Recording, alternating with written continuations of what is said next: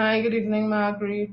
In fact, it's good afternoon, Margaret, Erica, Carol, Angela, Christopher, Tessa, Kenneth, and all those who will come and join after. Roxanne, where you? Where you? I solemnly pledge to dedicate my life to the service of my God and my country. I'll honor my parents, my teachers, my leaders, my elders, and those in authority. I'll be clean and honest in all my thoughts, my words, and my deeds. And I'll strive in everything I do to work together with my fellow men of every creed and race for the greater happiness of all and the honor and glory of my country. And I do love my country. Hi, Tessa. Hi, Kenneth. Hi, Leon. How? Hi, Helen. So let me start this thing one time, people. Good news as usual. You know what? I'm gonna put this here so I could see better. You see this stretching across, so anyway. So what we have here, just a minute. There's so much things, and I ain't reached the point where I could split screen yet and all them back and all. Don't worry. Where horse reach, donkey go reach. So I'm seeing that there's some conversation. Well, it's having plenty conversations right now, eh? It just depends on what type of conversation you're looking at. So this has to do with something called, as it was in the Guardian. Hi, Robert. Hi, Judy. I just waiting for the story to. Right, so it was yesterday. It's called Why Pay hopes to shake up small loan market. It's a financial solution for the man on the street and the unbanked.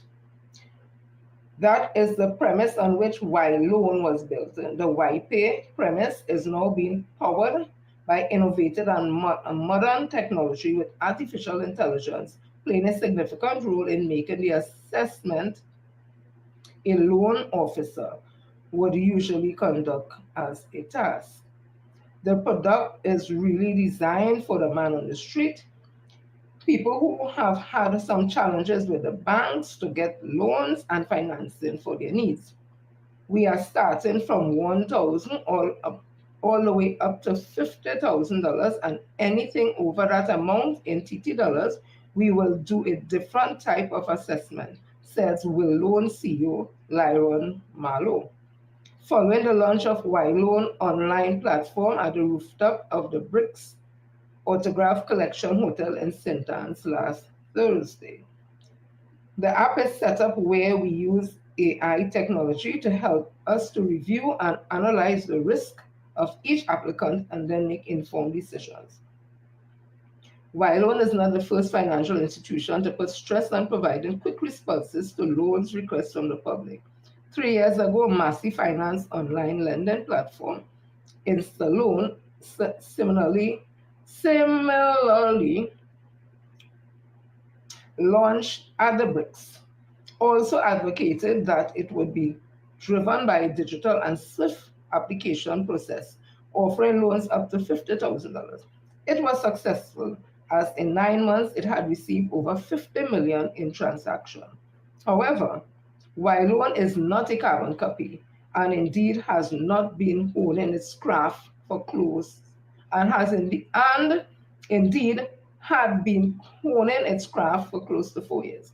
The concept was really born out of an idea back in 2021, just around the time of COVID-19.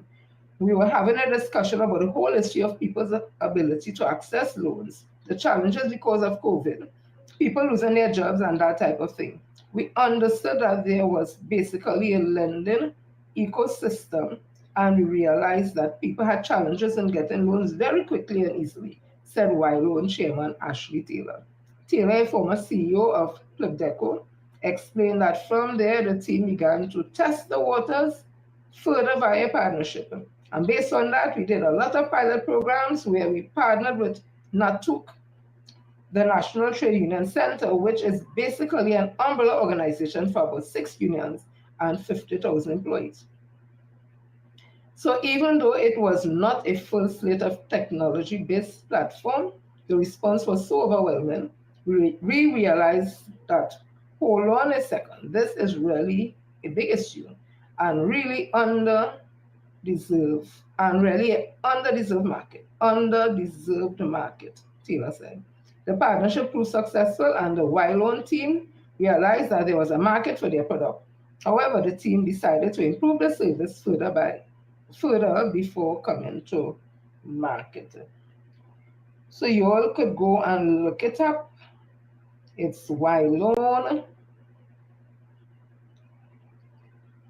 So probably get on, just Google it, and it's spelled W, capital WIPAY, so it's YP. So look it up and see, and they're saying that it is for the ordinary man on the street who have bankable problems, don't have a bank, and get in a bank and want a small loan. So I thought that was very interesting. So let me continue. I saw this, and I'm into dance. So when I saw this, it really piqued my attention because his form looks really good. It's a, let me see what it is. Hi Donna, hi Jonathan, hi Sandra. This picture drew my attention. Just the point with the toes and the extension. I don't know if it's because of the dance move he's making, why he's not more straightening. That's part of it. But anyways, I saw it and it piqued my attention. So I said, let me see what this is about. And it says here, it's in the Guardian. Yesterday, from Kuva to Beijing, Sedan Ruknarayan dance of a lifetime. So dance is often described, the thing jumping over, as an art form that transcends boundaries and transforms lives. Oh, look at my minute, I had to open it again. The whole thing just spread all over, and I can't read it. Right, so here we go. Dance is often described as an art form that transcends boundaries and transforms lives. For Zidane Ruknarayan, it did just that, leading him all the way to Beijing, China. Ruknarayan always wanted to. Ruknarayan always knew he had a deep love for dance, but it wasn't taken seriously until his interactions with a teacher at Vishnu Boys Hindu College. Despite having no formal dance training, he competed in various competitions showcasing his natural talent. So probably that is why I watched the film and realized, okay. Speaking regarding media from Beijing, it was during his secondary school years that he knew what career path he had to pursue. With the wisdom my drama teacher imparted on me, I was like, I want to do something that is meaningful and that I am going to enjoy for the rest of my life, Ruknaran said. After some research, he decided to pursue a Bachelor's of Fine Art degree in a specialization in dance, with a specialization in dance at the University of Trinidad and Tobago Academy for the performing arts. People, this is one of those days when I'm reading things that are not there. But upon graduating during the height of the COVID-19 pandemic, he explored what more he could undertake to further develop his skill and propel the arts. This led him to submit his application to a scholarship offered by the Dai Alian Foundation here in TNT. The foundation is named in honor of Chinese Trinidadian renowned dancer and ballerina Dia Alian, known universally as the mother of Chinese modern dance. Born in Kuva, Madame Diaye went on to found the prestigious Beijing Dance Academy. Through the foundation, local students with a passion for studying the arts are given the opportunity to receive funding. Ruknarayan said that he was not confident at first applying for the scholarship, but kept faith in it for it was meant, and that if it was meant for him, it would come his way. As you would expect, Ruknarayan was granted a scholarship but traveling to a distant country like China was a daunting experience. My family couldn't process me leaving and going to China, which is like halfway around the world, right? I'm not speaking the language, looking at funding, all these different things. Like I'm going to work it out. And it's going to work itself out. Though hesitant, Ruknarayan family rallied around the aspiring dancer for his new chapter. Despite the exhausting 3-day journey, he knew he had to adapt quickly to the fast-paced environment, and since September 2024, Rupnarayan said his experience in Beijing has been a life-changing. Other than the 12-hour time difference, he still had many adjustments to make to fully adjust his new environment, such as cashless payments or utilizing the metro for public transportation. As expected, communication was a challenge, as his Mandarin speaking teachers and instructors knew very little English. Along with his Mandarin classes or lessons, which he continues to take with another Trinbagonian student, he has also developed a habit of interpreting verbal cues to keep up with his classes. So, congratulations to the young man there who knew what he wanted to do and is happy doing it and is willing to take the choice and the chance to go all the way to China, and for his parents for supporting him.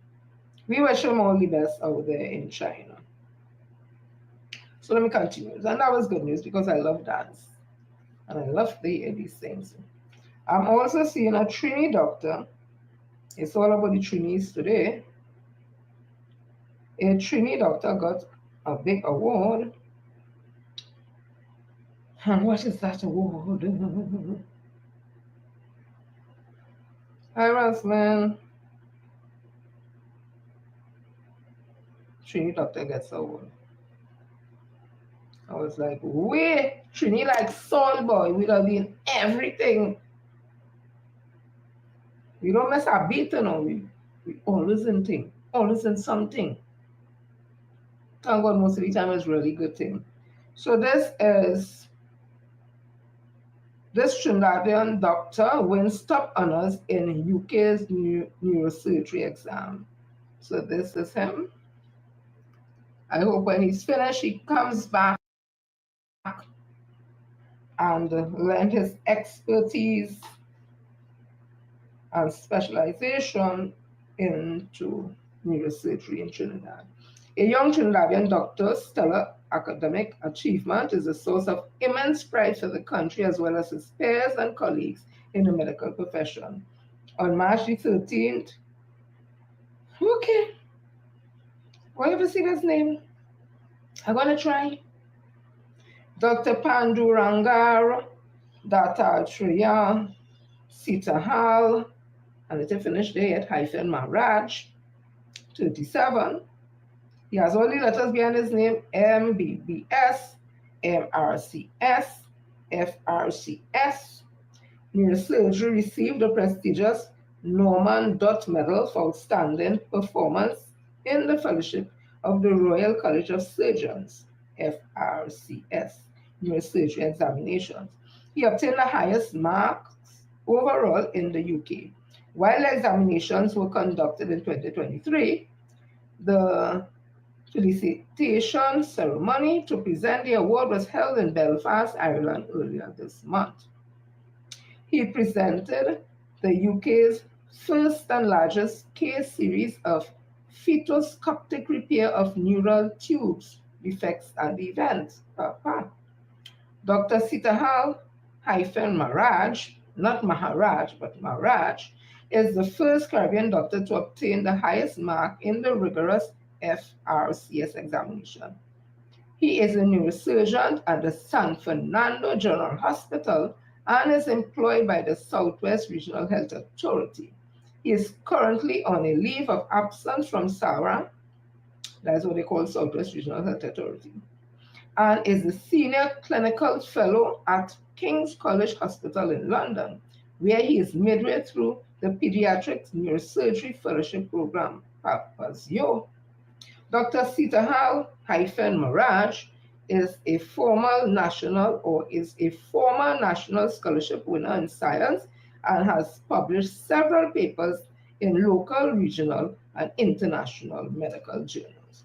So good luck there and congratulations to our own. I'm going over the name again because you had to take a whole page to write the name. I thought my name was wrong. It's Dr. Pandurangar Dattatreya Sitahal Maharaj 37. So good luck there. Congratulations. We are so proud of you. You are one of our children. You are one of our children. Yeah. So let me move on. So just recently it had some situation with Chevron and President Trump wanted them to pull out of Venezuela. Excuse me. I'm seeing now in Right to News. Hi Emmeline, hi General. This is a sad blow. Yes, yes, I will send my condolences. Just let me just finish. In fact, let me do it now. I would have heard, and I didn't want to say anything because I didn't get any news formally that I do not know her surname, but I think they were a couple. Nigel, if I'm not mistaken, and Mauricia. They used to sing in the band um, that Mr. Manning would have created to help our young musicians. I can't remember the name right now. And I think probably that is where they met. Excuse me. And when that band was disbanded by Kamla Pasan Sessa and the UNC, for a reason to know they could never give. But what it would have done, it would have put a lot of our young African musicians, whether singers and musicians alike, at a serious disadvantage. And even when they were asking to buy all the equipment, I didn't think they were successful in doing that. Um, so Miss Mauricia, the other half of Nigel, I heard that she passed away, so I want to send Divine Echoes. That's it. You see how I could depend on all them? I want to send our condolences to Nigel and to Marissa's family. This is never anything easy to treat and deal with. And I hope that you will never forget, and you can't tell somebody how long the grief is going to last or how it's going to affect them. But you do hope as the days go along that you're able to cope a little better and remember the good times. But you'll never ever forget. So I hope that Nigel and her family get whatever comfort that they can get. So condolences again from Larry the Ting family to Nigel, I don't know his surname, and the family of Mauricia. Yes, and they used to sing together. They'll call in on the programs, Miss Felix program or even Google's program when Miss Felix was at 91.9. She's no longer there. She's at 91.1. People get on board every morning, 6 to 9. Don't forget 91.9. Oh my God, 91.1 Talk City. That is where Miss Felix is at right now.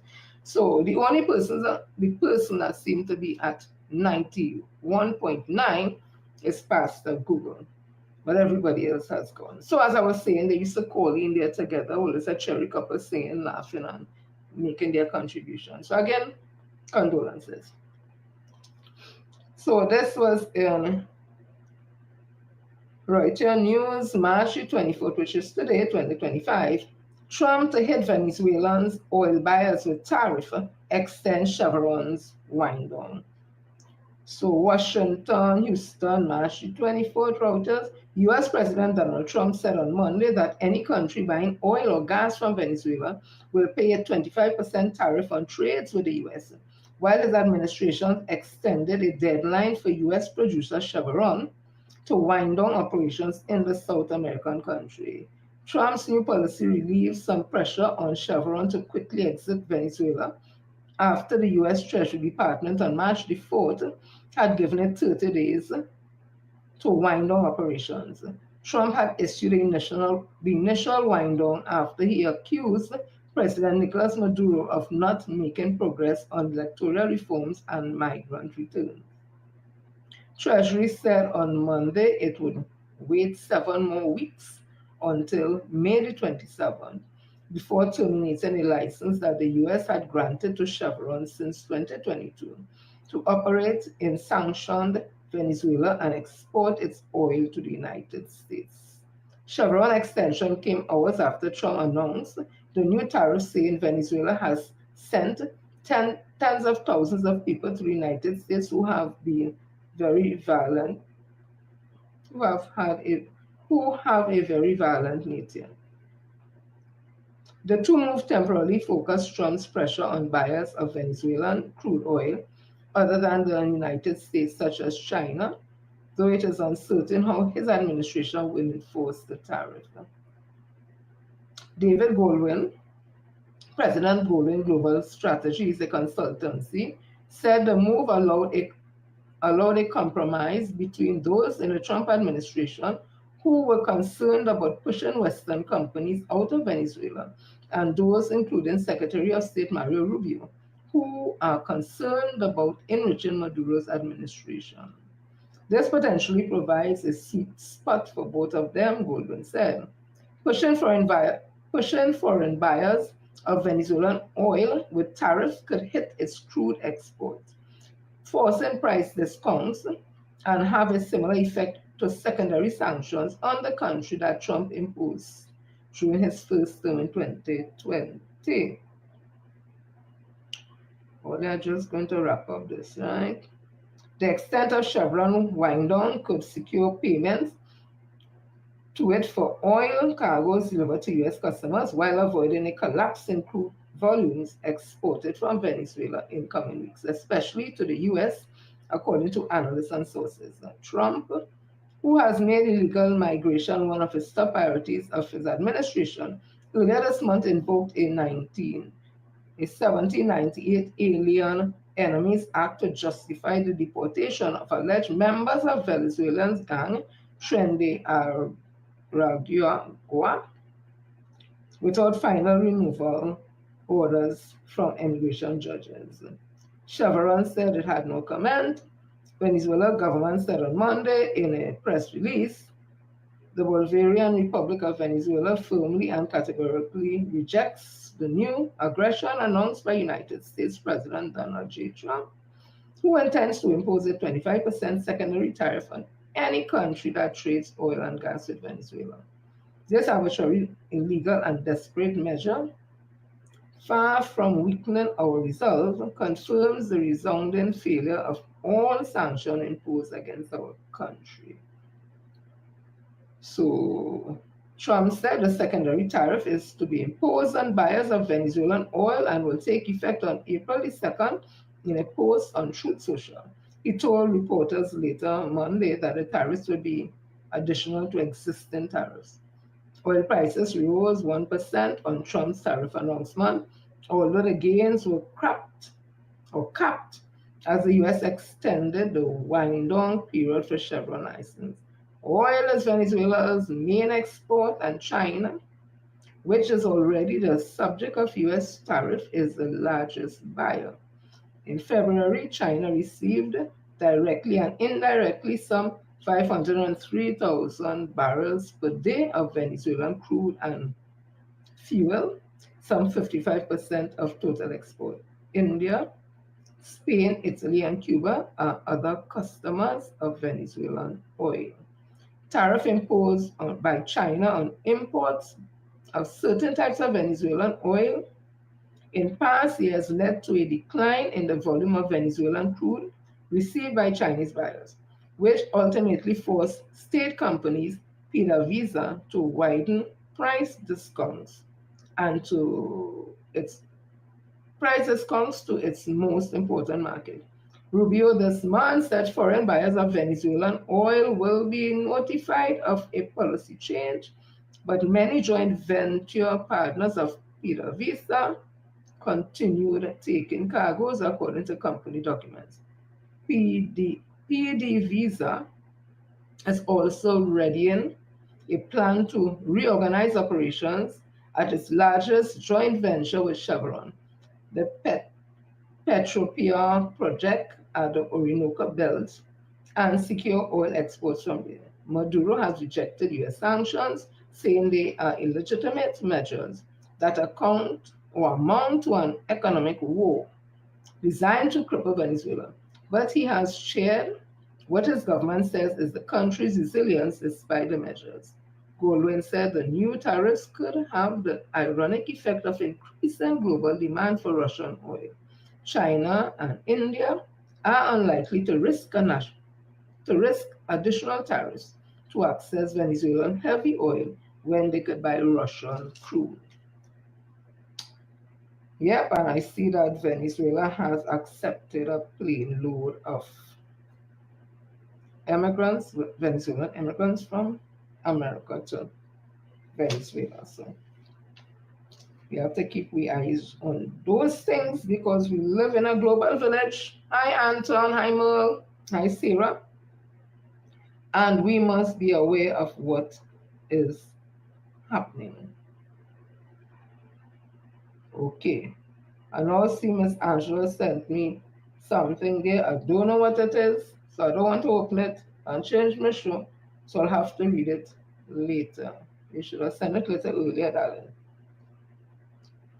So, as I was saying, Rachel Price was giving you some trouble today after, oh Lord Father. Okay, I will have to look into that. Let me see where it is first, and we will talk about it Wednesday, God's there. So, in January of this year, Justin Trudeau, the Prime Minister of um, Canada, would have resigned, and what happened? The Liberal Party would have just recently elected Mr. Carney. Can't remember the first name it starts with them as the Prime Minister, and subsequent to that,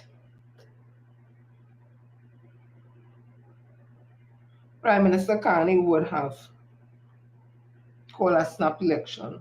Guess what date? April the 28th. Isn't that something?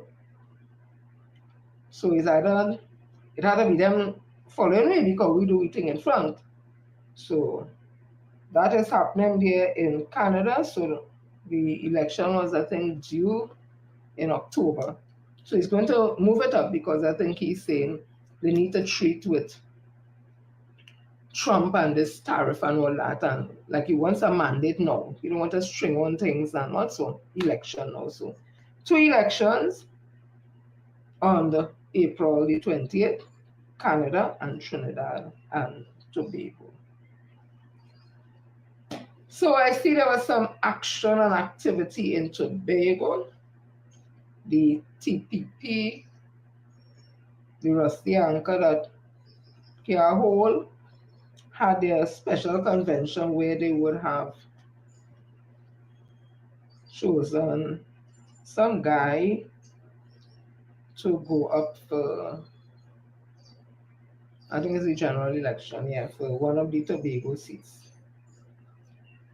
So let me see a little of what Fali had to say. He was talking here now about Sanders. We will go back to the election just. Togolanians rejected Sanders to Sanders. That is untrue. Togolanians rejected the Sanders project because it was undemocratic. It did not make proper economic sense. That MOU that was signed by the current MP for Tobago West. And it did not meet the environmental best practices or standards that we wanted. And so we are very much open to negotiating with Sanders for seasons, any brand name hotel from anywhere to ensure that they meet the standard required by the people of Tobago. And for you to sit in Thomas Bay and decide for us, this is what you want. I'm saying to you, there is a Tobago House of Assembly. And in the fifth schedule is tourism. And if it is a matter related to tourism, it starts and ends with the Tobago House of Assembly. Not your 1% private that will do.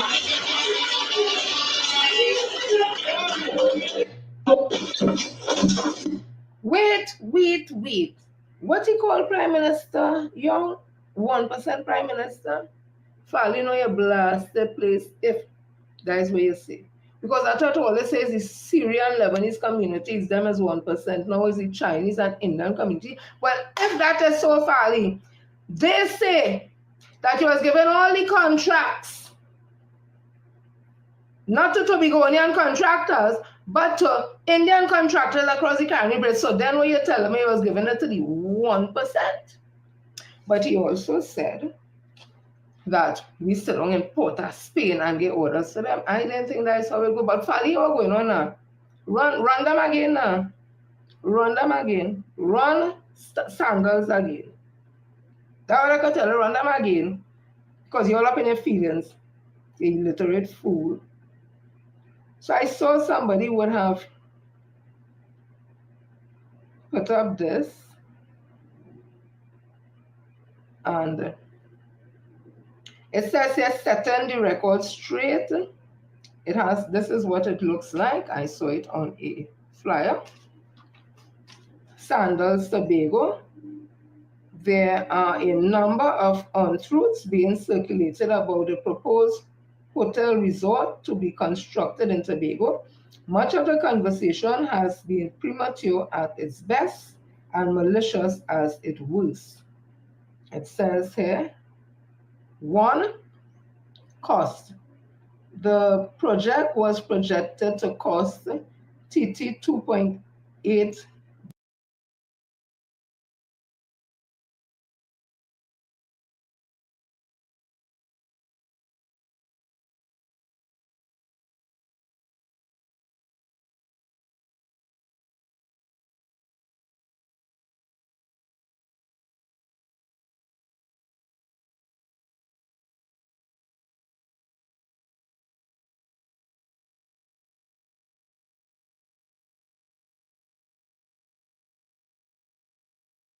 billion, nowhere near the TT 88 billion. Just now, let me make sure it's right. I can't take a call now. Let me read it again. The project was projected to cost 2.8 billion, nowhere near the TT 8 billion figure the naysayers have been using. That the operator, the government of Trinidad and Tobago, will retain ownership of all lands, buildings, and profits to be derived. Tax concessions. Sandals was to be paid by annual management fees. Just now. Sandals was to be paid an annual management fee. Any tax concessions to be enjoyed by this project were to benefit the people of Trinidad and Tobago as the owners. The government of Trinidad and Tobago has also assured that any such exemption would be enjoyed by all hotel operators in Tobago. And it says here, fit in class. Sandals Resort International is the best resort operator in the region and in the world. With them on board, the odds of the project's success were greatly improved and the risk well mitigated. We could not have asked for a more suitable partner. It talks about procurement and it says, the only document signed to date is a non-binding memorandum of agreement. The two parties never reached to the stage of acceding to a commercial agreement, and as such, any discussions about terms and conditions is premature. Environmental impact. Neither party had any intentions to violate environmental law, usurp the power of the EMA, or to ignore the obligations of international treaties, such as RAMSAR, RAMSAR. Much of the engagement here was premature and presupposed a strict process that has worked efficiently on a multitude of projects in TNT. In fact, the EMA gave initial approvals to a project on the same site in 2007. Attractions. All parties are committed to preserving environmental features such as the Buko Reef and the No Man's Land for the benefit and enjoyment of future generations and tourists alike. Would a season operators sacrifice a featured attraction like the Eiffel Tower or like Niagara Falls in its haste to construct. So it says, don't fall for falsehood and exaggerations, know the truth. So this may have been put out when all the talk was going on about Sanders and they want to take over this and the government, right? They had put out that. So I tell them Fally again, when they go and sit down with the man, run them again, that is all. And you go and get investment. It's so stupid. So this is a response to Fally, what he would have said in that his special convention at TPP. And I was saying, the person who they would have picked, I think it's Joel Sams, if I'm not mistaken. It is alleged, although I doesn't know these things to be true, it is alleged that that person is semi-literate. So I hope it's not true. But if it is true, Mr. Joel, I think is the name, Samson, if I'm not mistaken, it is not too late. There's Alta. I think they still register 50 cents and you could go and learn and bring up your literacy skills. So it's not too late and nothing to be ashamed about. What to be ashamed about, if it is you're really semi-literate and you don't do anything about it and you see your name up in light and you know what it is, or they give you something to sign and you know what it is, right? Again, it is alleged. So I took this response from one Mr. Gavin Walters from on Facebook. No, he didn't give me the right to read it, but it's on Facebook, so I'm reading it. So it starts off saying, a quote from what Fally said. For you to sit in Port of Spain and decide for us that is what you want, I am saying to you, there is the Tobago House of Assembly, and in the fifth schedule is tourism. And if it is a matter relative to tourism, it starts and ends with the Tobago House of Assembly, not your 1% Prime Minister, Fally Chavez Augustine. So you really did say it, and Fally is telling you again, you're fast and out of place. You little never see come. See, you never thought it'd reach there, and you're worse than you, because the enabler is worse than you. When it come in your belly, just fly straight back to your back. You could have hardly stand your curving. Now your thing's nice, you're looking fat and rosy. Never see come, see, you're dumb. I'm telling you, you're dumb. Tell me how successful he was as an English teacher. So, this is what Mr. Walters wrote. You see what an ass this boy is? Once he has to play for the audience, this is what you will always get, theoretical BS. So the decision to have Sanders return was made in Port of Spain. So what will he tell Adam Stewart when he comes? That since it wasn't his decision to invite them in, that it has to be on our terms this time around? What are their terms? 6 years ago, Tobagonians, a small but loud group of them, rejected Sanders. These idiots are still taking SHIT from the very bottom of the barrel, like the king crab he described himself as, but unable to climb out of it. But Sanders is again offering a ladder for Tobago to climb out of and be amongst the success stories of the tourism industry as our fellow neighbors in the region. With other choices, what other choice does Fally have at this time around but to use diplomacy, tact, and common sense? It's time to stop the stupid political gamesmanship and populist stupidity by sacrificing all Tobagonians with a potential to benefit in one way or the other. This is why the former PM advised the people of Tobago, all 60,000 of us, to stop this crab in a barrel mentality for the common good. It's not about Fally and the popularity he so craves. He's a temporary, not Tobago. He said the last arrangement was undemocratic and made no economic sense. Can someone in the media ask him to explain that?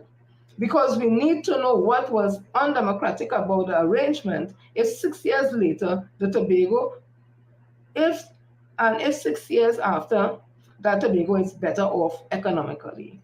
The tune kept changing as it went along because suddenly every other Tobagonian was an environmentalist. So the main concern initially was about the environment and wildlife. And then it was about Sandals making all the profit. Every issue was dealt with by Sandals, including the environmental issue, through their own environmentalists, giving assurances that the environment would have been protected. But King Blue Crab and his minions, along with their puppet master in the UNC, never wanted what would have been seen as a legacy of Dr. Keith Christopher Rowley. That was the main reason for running Sandals out of here without thinking of the repercussions, which we are now feeling. It's no wonder Butch Stewart said it's the most amount of politics he has ever seen. Tobago needs to be weaned off and free of Farley and this useless and hapless bunch of Mickey Mouse characters who are like an albatross around the island. And it starts from April the 20th, 2025. Again, not my words, that is Brother Gavin Walters out there in Tobago. So as I say, Farley, you could go and when you sit down with the man, tell him it wasn't your idea, so he needs to go. You jackass. So let me continue. So Joe picky candidate.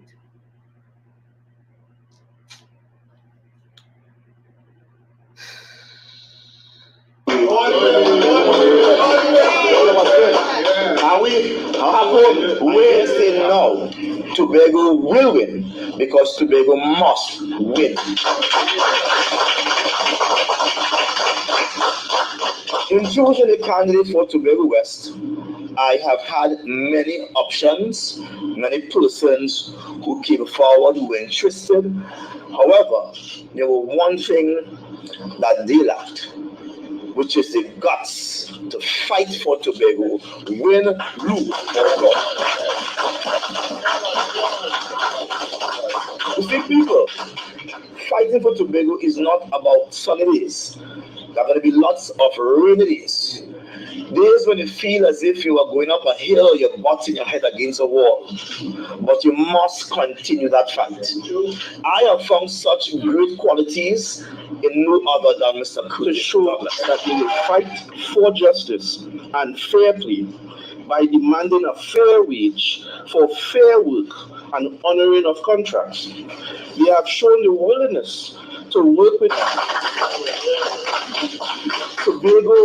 Tobago is suffering under the issues that already are supposed to be fixed.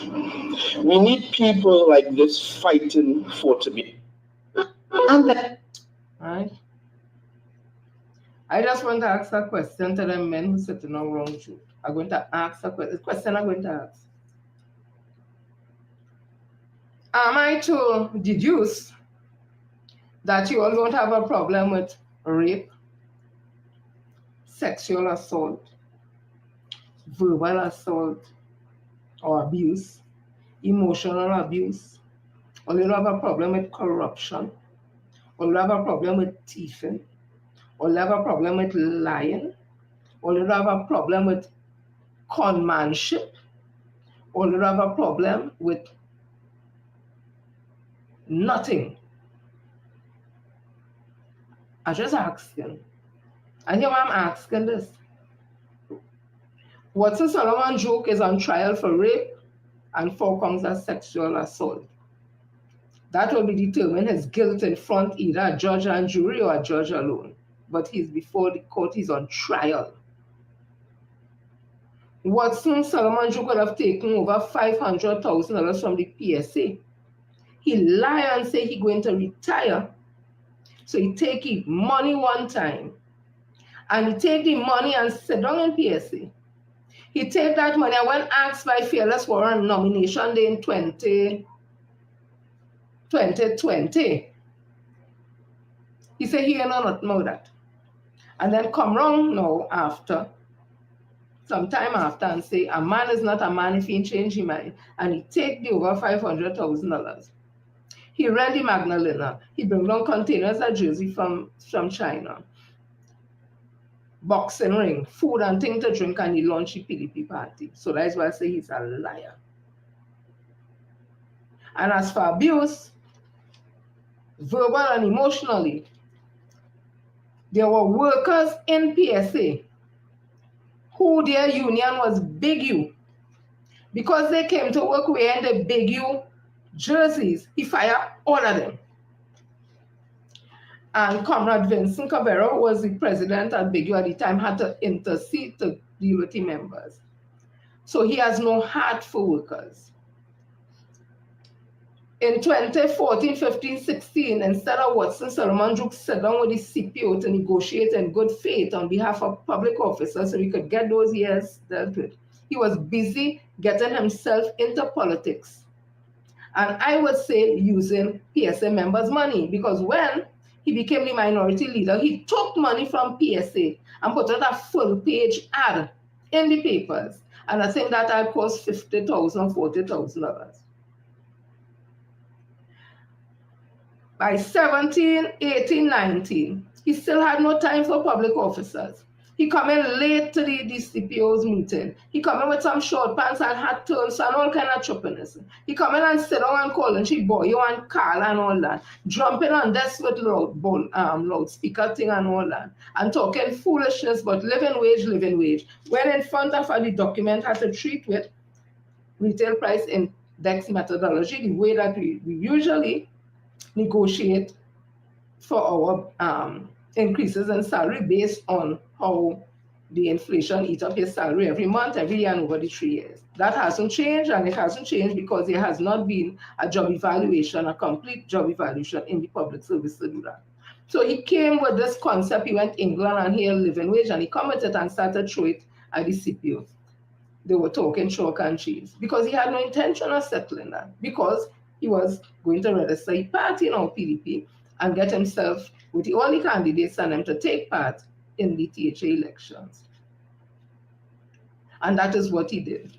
And when he did that, he still wanted to hold on to PSA and get all that money and hold on to the THA. And it was Attorney General at the time, Faris Awari, who had to get judicial review of a section in either the THA Act or one of them act, whether or not he could remain the PSA president and hold on to the THA. And it's only then he left the PSA, but he didn't just leave just so. He went and bring a partner from WASA and called a conference and delegate that he had no authority to call and install liberties into the PSA. So them men and them who's sitting down around Watson Solomon Joke, all they ought to know that. So I have to assume all they know these things to join. So it tells me that all they don't care. So I'm telling Tobago people, beware. First time around, it didn't work with Joke, they fall apart, they become independent, now there's TPP. Now we're going back again. If all is serious, but the development of Tobago and all the livelihood and the advancement of Tobago, all they ought to reject Farley and Joke. But that is all the business, all they say don't get in all the business, all they smarter than we, and all. We did tell all about Joke, all they tell we don't tell all they nothing. Everything we tell all it happened, it came to pass, but all they said don't tell me nothing. When we were saying it before the court and rape and all that, Pastor Baines was saying we had to protect him and we had to protect him. Then all of them left him. So let me continue. So Gary Griffith is saying that the analysts and them bias, the political analysts and them bias. So I'm just going to read a little part of it with the analysis.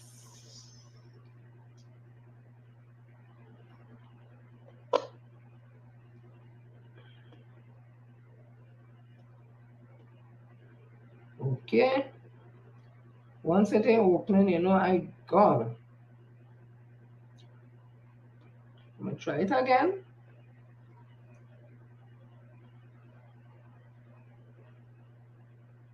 Okay. It's not going to the story, so I'm going this. So he had a challenge with the analysts and them and how they would have made an analysis, and I guess it had to do coming out from the situation with may have been it, because I can't get it open. where remember Dr. Rowley would have spoken about UE and disappointed in the type of analysis and the work coming out of UE. It's like I've been at my way like second grade. So I don't know if it's that he was talking about. However, it's not opening, so I'm moving on. I ain't had time to stay.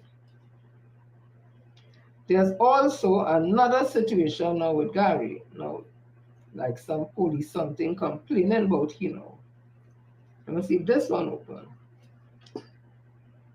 Right. So this was I joined this was don't forget the kids. Oh god. Yes, that too. Them men and them who sit down around Juke. Always seem to have no problem with man honing his wife, embarrassing his wife, and how woman all over, and he talking about the piggy April and she slap him at thing because she wanted. All they don't have a problem with them thing. That throw it behind all them. What example of this fairly young girl boy? So it means to say all they have a problem with man beating girl, horning girl, and embarrassing girl. I had to say so. So thanks for reminding me. So this was 20 hours ago in the Guardian. It's not 20 again, of course. It's going to be a little more than that. It speaks about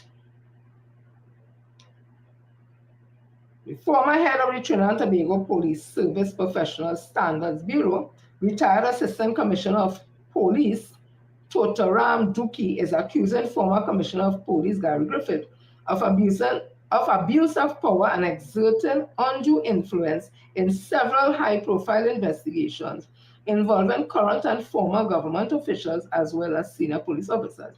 Duki made a claim in a legal suit filed on Friday in the High Courts against the Commissioner of Police and the former Attorney General. Guardian Media has obtained a copy of the legal documents in which the former Assistant Commissioner of Police accuses Griffith, who served as stopgap from August 2018 to August 2021, for punishing him unfairly because he refused to allow himself to be unduly influenced and manipulated by him, Griffith, in the conduct of the criminal probes. The commissioner used his powers for the ulterior motive and improper purpose of manipulating, stalling, frustrating, and compromising these police investigations. To date, nothing has come of these investigations despite the lapse of many, many years. It is a grave discredit to the independence of the TTPS. It has caused reputational harm and eroded public trust and confidence. The misuse and abuse of police power by the commissioner, his servants and agents have breached my rights to protection of the law, Duki added in his affidavit, and the commissioner he speaks about is former Commissioner of Police Gary Griffith. According to the former Assistant Commissioner of Police and PSB head, he was instructed by Griffith to list all the investigations he was working on and submit the list to him. Despite serious concerns, he said he followed the orders but was still subjected to victimization. At that time, there was a restructuring process taking place in the TTPS, and my name was published on the TTPS website to lead the white collar crime unit. On that date, my name was removed as head of the white collar crime unit and replaced with ACPS William Nurse. On Monday, the 18th November 2019, I was again summoned by the Commissioner of Police, Mr. Griffith office, where I met Mr. Griffith and DCP Baldio. COP Mr. Griffith handed me a signed memorandum dated the 18th of November 2029 captioned Reassignment of Investigations. He was smiling and said, "Take that." This memo was copied to the Director of Public Prosecution, Rochelle Gasper, said, "Look, you see me? Me reading no more he say and she say and they say, nah, Papa. Let them work out that in court. He say, she say, they say, I wasn't there. So me I say, let them work out that."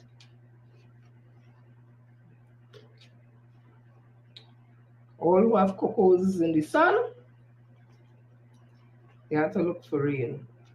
Whoever cocoas I had, rain could wet it, sun could dry it, me give a shit. Excuse my language. So, there has been some conversation, and I'm just going to talk it off the top of my head, during statement of Dr. Tilok Singh, who apparently writes some type of articles and stuff, parodies and stuff in the newspapers and stuff, and it may be a little dicey, bicey, and all kind of thing. He would have, yes, he is a endocrinologist, Dr. Joel Tilok Singh, right? And he does write his opinions in a column in the Guardian, and he would have written, he works in the Southwest Regional Health Authority, and he would have written something, some Emperor New Hospital. It was his satirical commentary, and it may not have been written in the most palatable way, I guess, whatever it is. Based on that, the WRHA would have sent him on administrative leave while they investigate. The Minister of Health came out since that and said it should be reinstated because we're speaking about freedom of speech and all that. I saw Mr. Eversley doing a live, which he's free to do. Be quite free and do mine also. The only challenge I had is him trying to tie Dr. Delia Gabriel issue to this, and also SWAW, the racist doctor issue to this. And I'll tell you why you cannot tie the three together. The commonalities, doctors, of course, and something happened and some action was taken against them. That's probably the only similarities. But when you treat them with these issues, especially with labor, you look at each individual case on its merit and the facts of the matter. So we have Dr. Tilok Singh writing something in the column in newspapers that wasn't complimentary, as the WRHA sent him on administrative leave while they treat with the matter investigating. You have to ask yourself whether or not his contract says he ought not to write things in the papers, he not to criticize, whatever, because it will reach to all those things. You will look at the article and see if it was defamatory, if it was done in just creative style or whatever, and they treated it like that, whatever, right?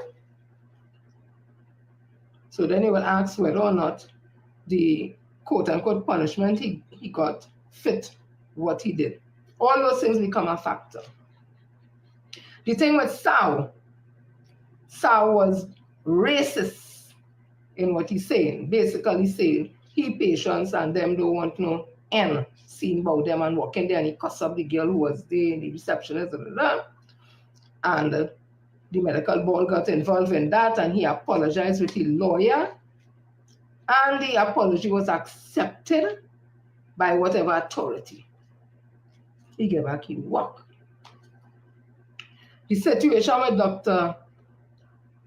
Delia Gabriel, while it is heart-wrenching, some will even say it's unfair, you could even say racist, you could say all those things. But the fundamental difference is this, and I won't go too much into it because I know about the case, so I won't go too much and I'll just simply say it. And I will give another opinion here now with that. In Dr. Delia Gabriel's case, I would have felt she had a beautiful case for the industrial court to treat with what the issues that she had, whether racism, victimization, unfairness, whatever. I felt she could have won her matter in the industrial court. I think she was advised badly to go to the civil court, where now is basically you're going to sue the state, the NWRHA and all that. In that space, it no longer becomes a labor issue. It becomes more about a money issue. And it's known that NWRHA is going to bring down all the psychologists, psychiatrists did this, did that, they witnessed, did this, did that, because they may want to lose no case, start to pay no money, whatever it is. And if you will have your A game on, the chances of you losing a case will be great. But not only that, it does not give you an opportunity where both sides win, because in the court, the judge makes a decision, one party wins, one party loses. In industrial court, there's things called mediation, conciliation.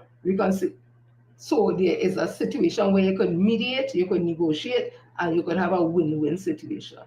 So I always advise people who have labor-related issues leading to termination, sentence, suspension, whatever it is, go to the industrial court or union to the industrial court.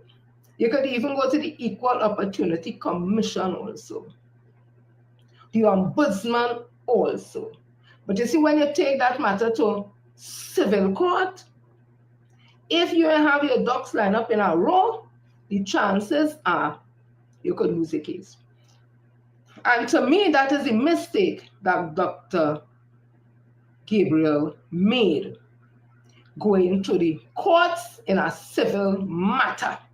Because when she lost there, a judgment was made where they upheld her firing from Northwest Regional Health Authority.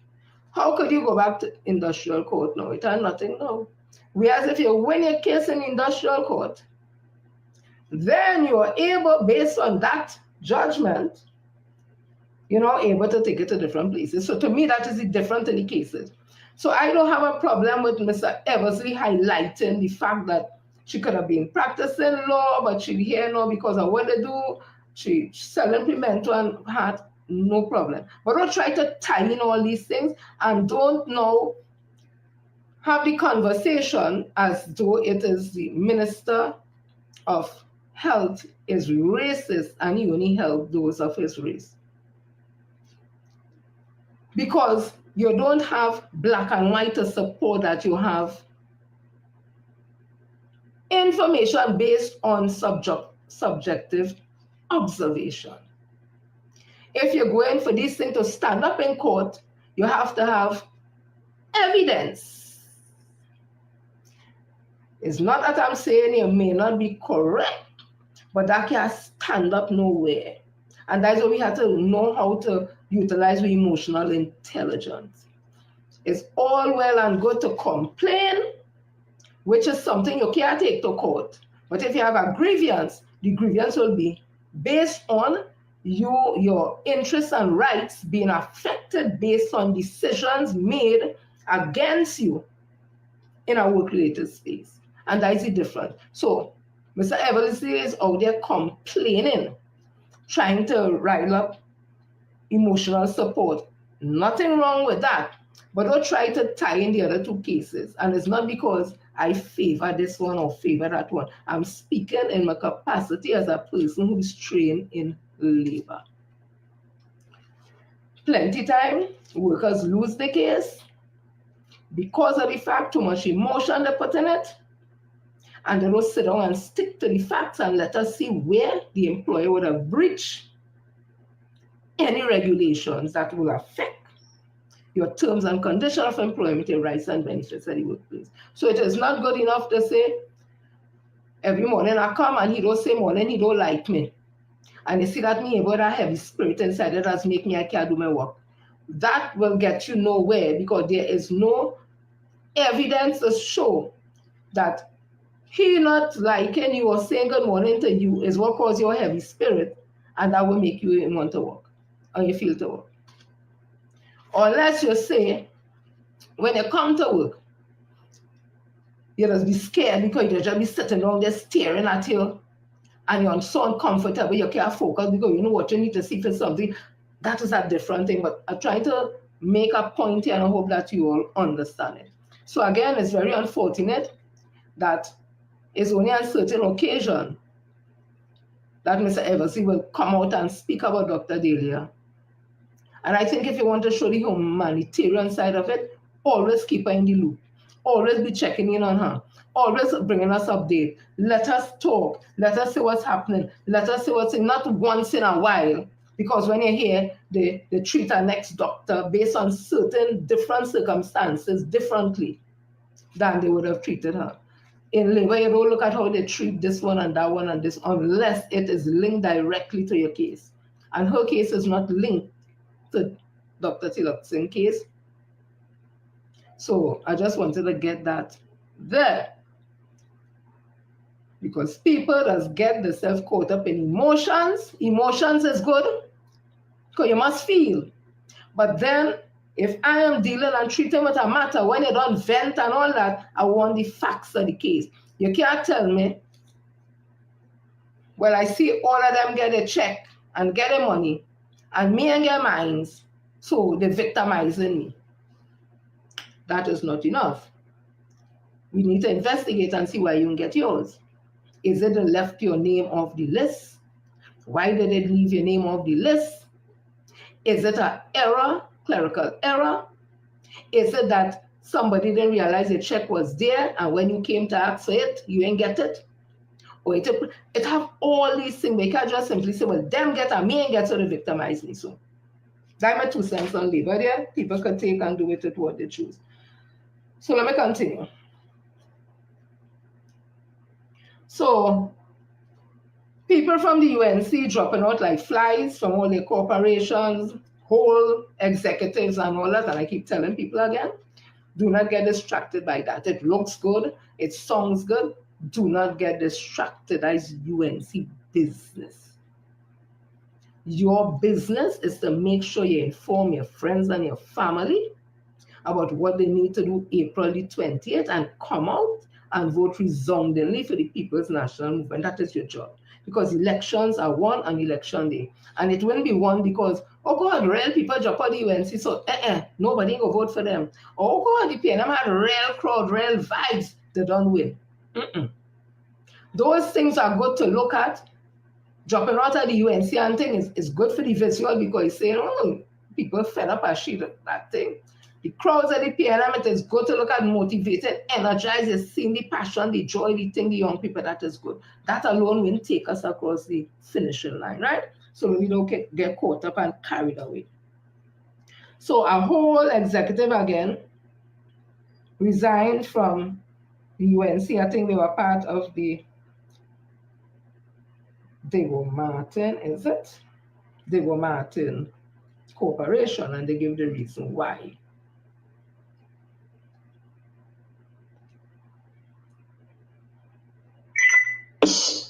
They could bring Christ, they could bring Buddha. People don't want nothing to do with his mandates. They don't want the UNC.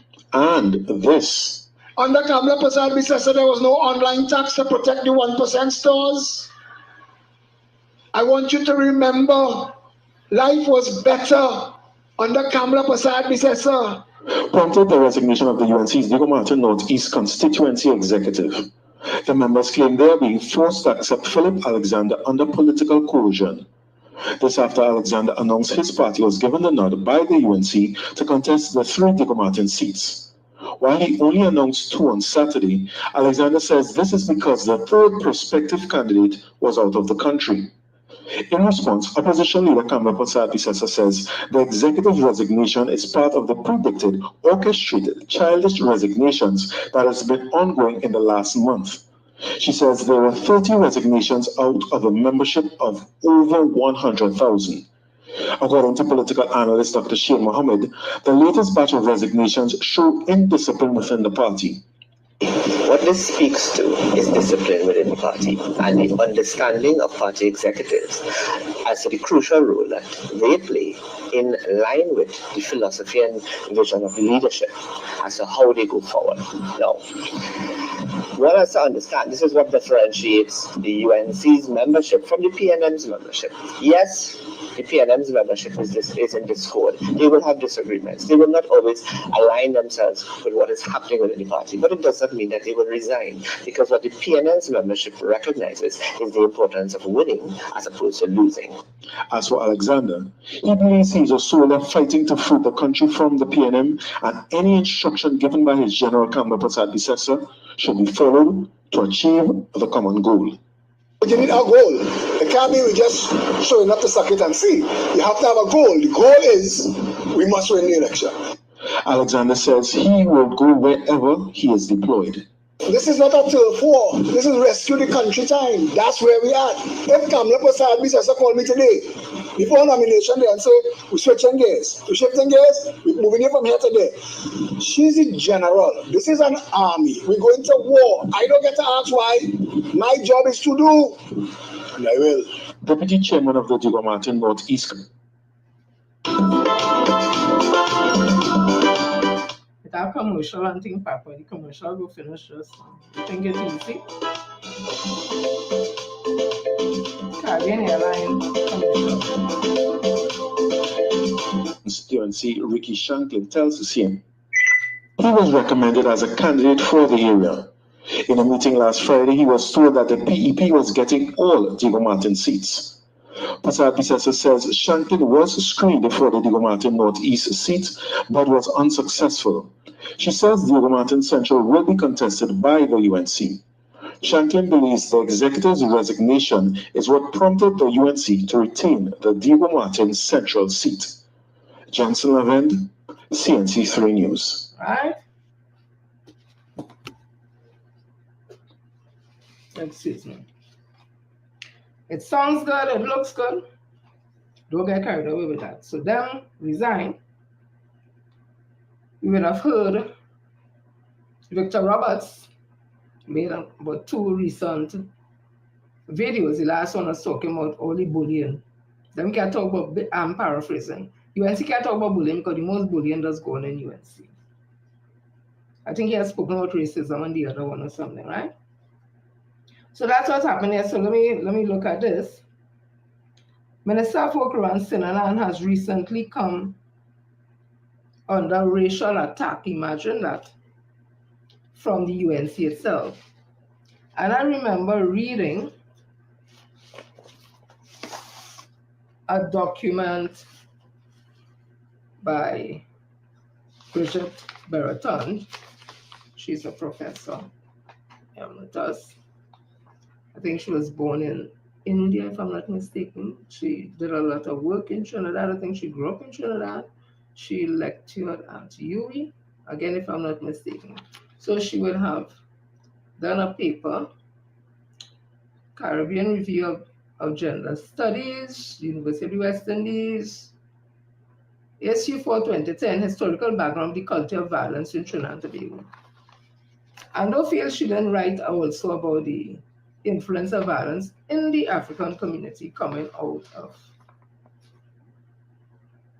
enslavement. However, because of some work I was doing, I was looking at the violence in the Indian community. And when I see what is happening now and has been happening for a while, especially with the domestic abuse and how women end up, and when they go to line, and these are factual things. We're not trying to be insultive or anything. Most of the times, we hear they go on a line, they drink whatever, bacchanal break out, cuss out, thing, whatever. I'm speaking about some of the Indian community. Chop this, that, when it comes to land, come to always on the south, right? Within the south, to the south. And I would have read, Indians in Trinidad soon acquired a reputation for violence, including murder against members of their own community. Right? So they have a history of internalizing whatever issues they have and putting it out on their own community. So when I've seen what had happened to Councillor Sanka when he dared to go to the symposium at Government Plaza for the local government reform. And Kamala Prasad sister told all her councillors not to go, and he went. After that, he had complained to, is it Ian Allen, about getting threats and that kind of thing.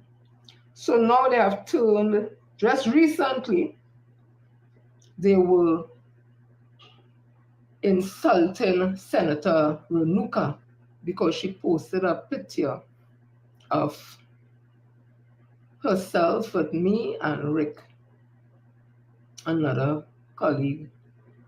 On our Facebook page, it was for the Diwali function of the People's National Movement, last year at Balisay House.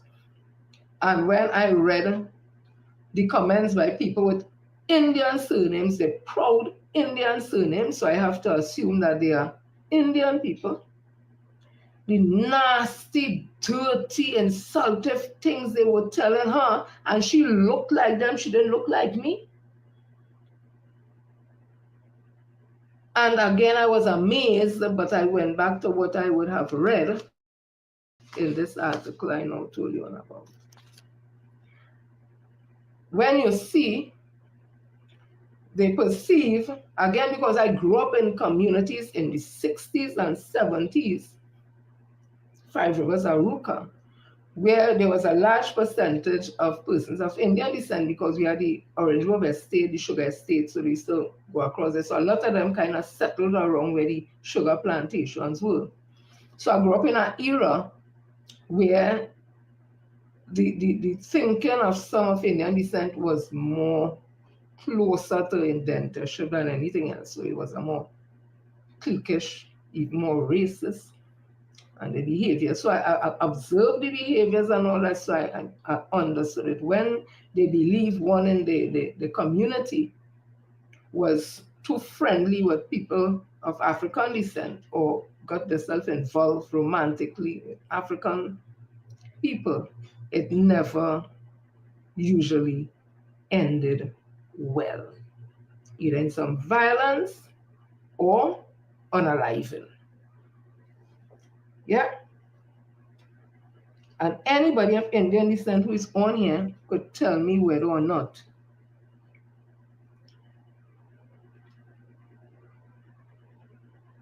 I am not telling the truth. Rhoda said a PNI meeting did not have a lot of people. Which PNI meeting? If they're having meetings in different constituencies, you expect all the meetings to be big. Isn't she talking about the square? Crowds does win election. When crowds does say win election, let me know now. So as I was saying, so they started on Senator Renuka, and remember that because it's most recent, and now they are attacking Senator Rohan Sinanan, who is the Minister of Works and Transport. 13 hours ago, in the Express, it says, Rawan, an insult. Sinanan accuses UNC of dog whistle tactics. Works Minister Rohan Sinanan has accused the opposition of using Hindu texts as an election dog whistle after being referred. Something just come and cover. No, right. After being referred to as a Rawan, an insult to dark-skinned people. Sinanan at the weekend fired back at United National Congress UNC Khadija Amin, and that party's candidate for Toko Sandigrandi will surge after they label him a Rawan. In a letter to the Express, Sinanan noted surge comments and that Amin later took to Facebook where she posted the word Rawan Sinanan to her page along with a laughing emoji. He stated, that is Minister Sinanan, Sturge, a criminal attorney, and Amin, both senior members of the UNC, recently referred to me as a Rawan. Khadija Amin even posted on her social media Rawan Sinanan, 2 words, but packed with a lot of meaning, the minister stated. It's a dog whistle to the Hindu population, linking me to Rawan, an embodiment of treachery to Hindus from the Ramayana epic, he added. Sinanan pointed out that according to the Ramayana, Ravan is the king of Lanka who kidnapped Lord Rama's wife, Devi Sita, and a war had to be waged for her return. But it's more than that, he said, adding that Ravan is also associated with Sri Lanka, whose inhabitants are darker skinned than the northern Indians. So Ravan is also used as a subtle insult against dark skinned people. The Works and Transport Minister went on to point to the ethnic diversity of the People's National Movement, the party to which he belongs, and suggested that being called a traitor against Hindus. In Trinidad politics, we all know that what that means and can mean, especially around election time. It means Rawan Sinahan, traitor, consorting with the dark skin against us Indians, Sinanan. Us Hindus, Sinanan said. He added to this accusation, I am happy to plead guilty. Sinanan stated that the great party which I support, the PNM, has traditionally been the party of dark skin, light skin, brown skin, and white skin people. All are welcome in the PNM, and I am proud to be part of it. If being a Rawan means being against a party which is sinking into racial dog whistling, then I am guilty, Sinanan said. Call me Rawan all you want.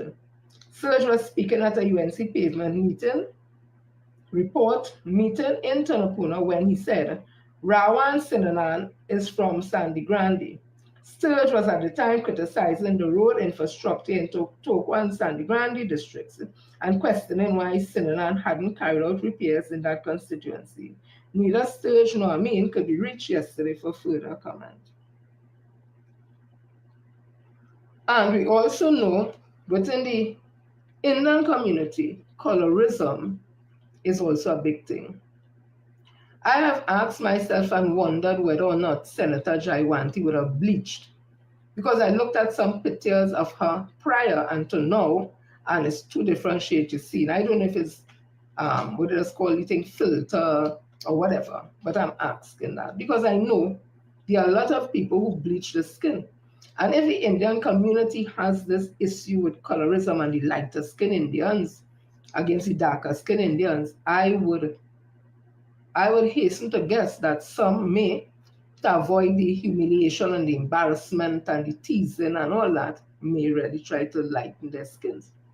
And I too agree with Minister Rohan Sinanan that the People's National Movement has always been the only national party that accepts people of all different races, all shades, all creed, all color, and have not discriminated against, while the UNC, the Hindu UNC, have discriminated.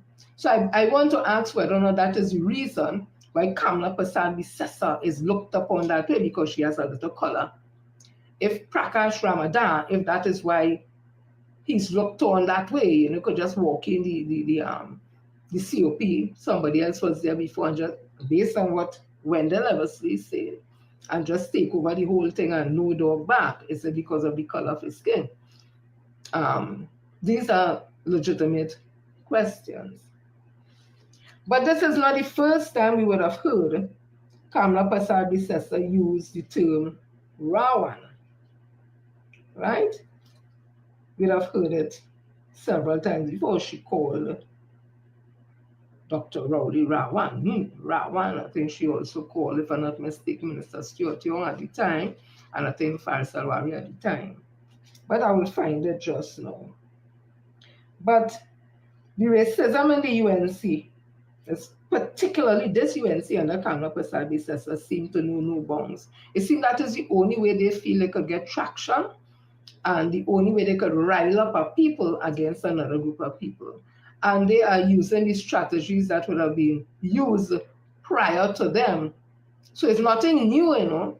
It is just a continuation. But in this cosmopolitan country, you would hope that people would have grown out of that and will move away from that. But somehow, Kamla Prasad Bisesa, I'm saying this is my opinion because of the insecurity in themselves. They feel the only way they could get the supporters to support them is to keep them in this bondage and mind about the Negro. And we is subservient to them and they're more superior to we. But in their own community, if you're dark like me, they'll just treat you like a dog. Let any person of Indian descent on this live tell me what I say is not true. And if the light-skinned Indians will get treated better. Tell me if what I'm saying is untrue. So,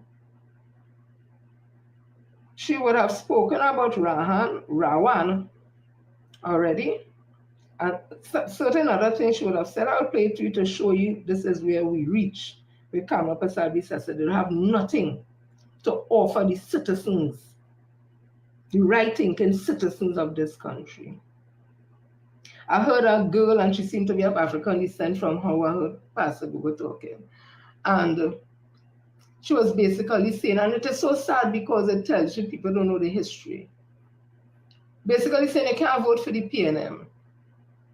If you go keep voting for them, or are afraid to vote for the yellow, or afraid to dip all their hand in the yellow liquid or something so. And then talking and saying, well, racism happens all over the world. So as if to say, because racism happens all over the world, that we must accept it here in Trinidad and Tobago, especially people of African descent. If the UNC is racist towards us, we must accept it because it happens all over the world. And I'm listening to it and I feel so sad to know that that young person or that person doesn't even understand our history.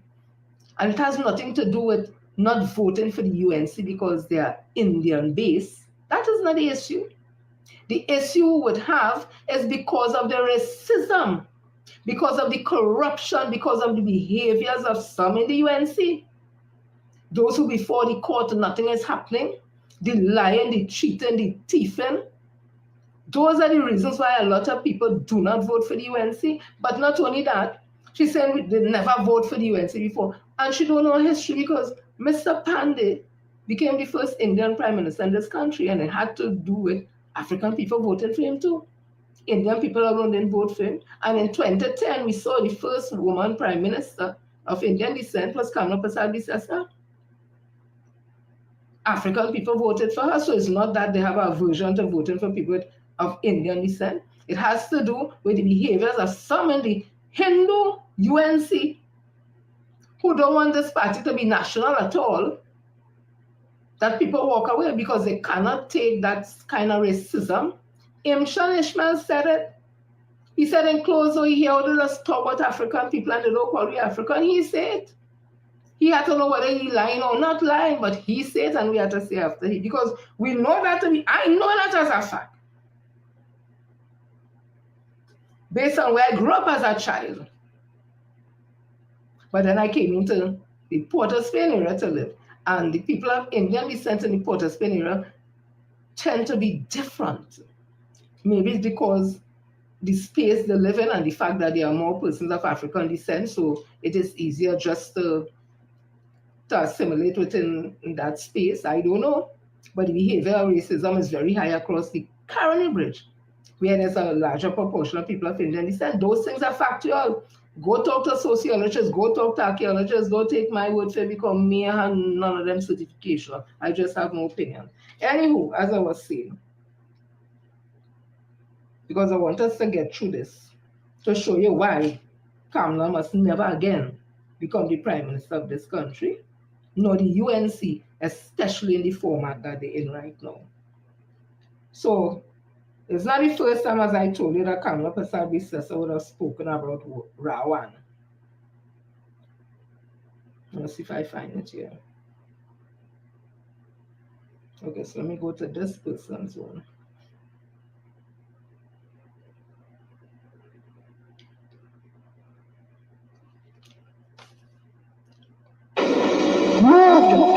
Removed the whole front bench to a Chung and Rawi and all these Raraban men. Yeah? Not the first time. She called the whole front bench with Stuarty and Wari. Only Raran move them from there. So she has a habit of being racist. So this is Kamla Persad-Bissessar again. No, in fact, yes, it is, sir. Yeah. Let me just get it here. You remember this?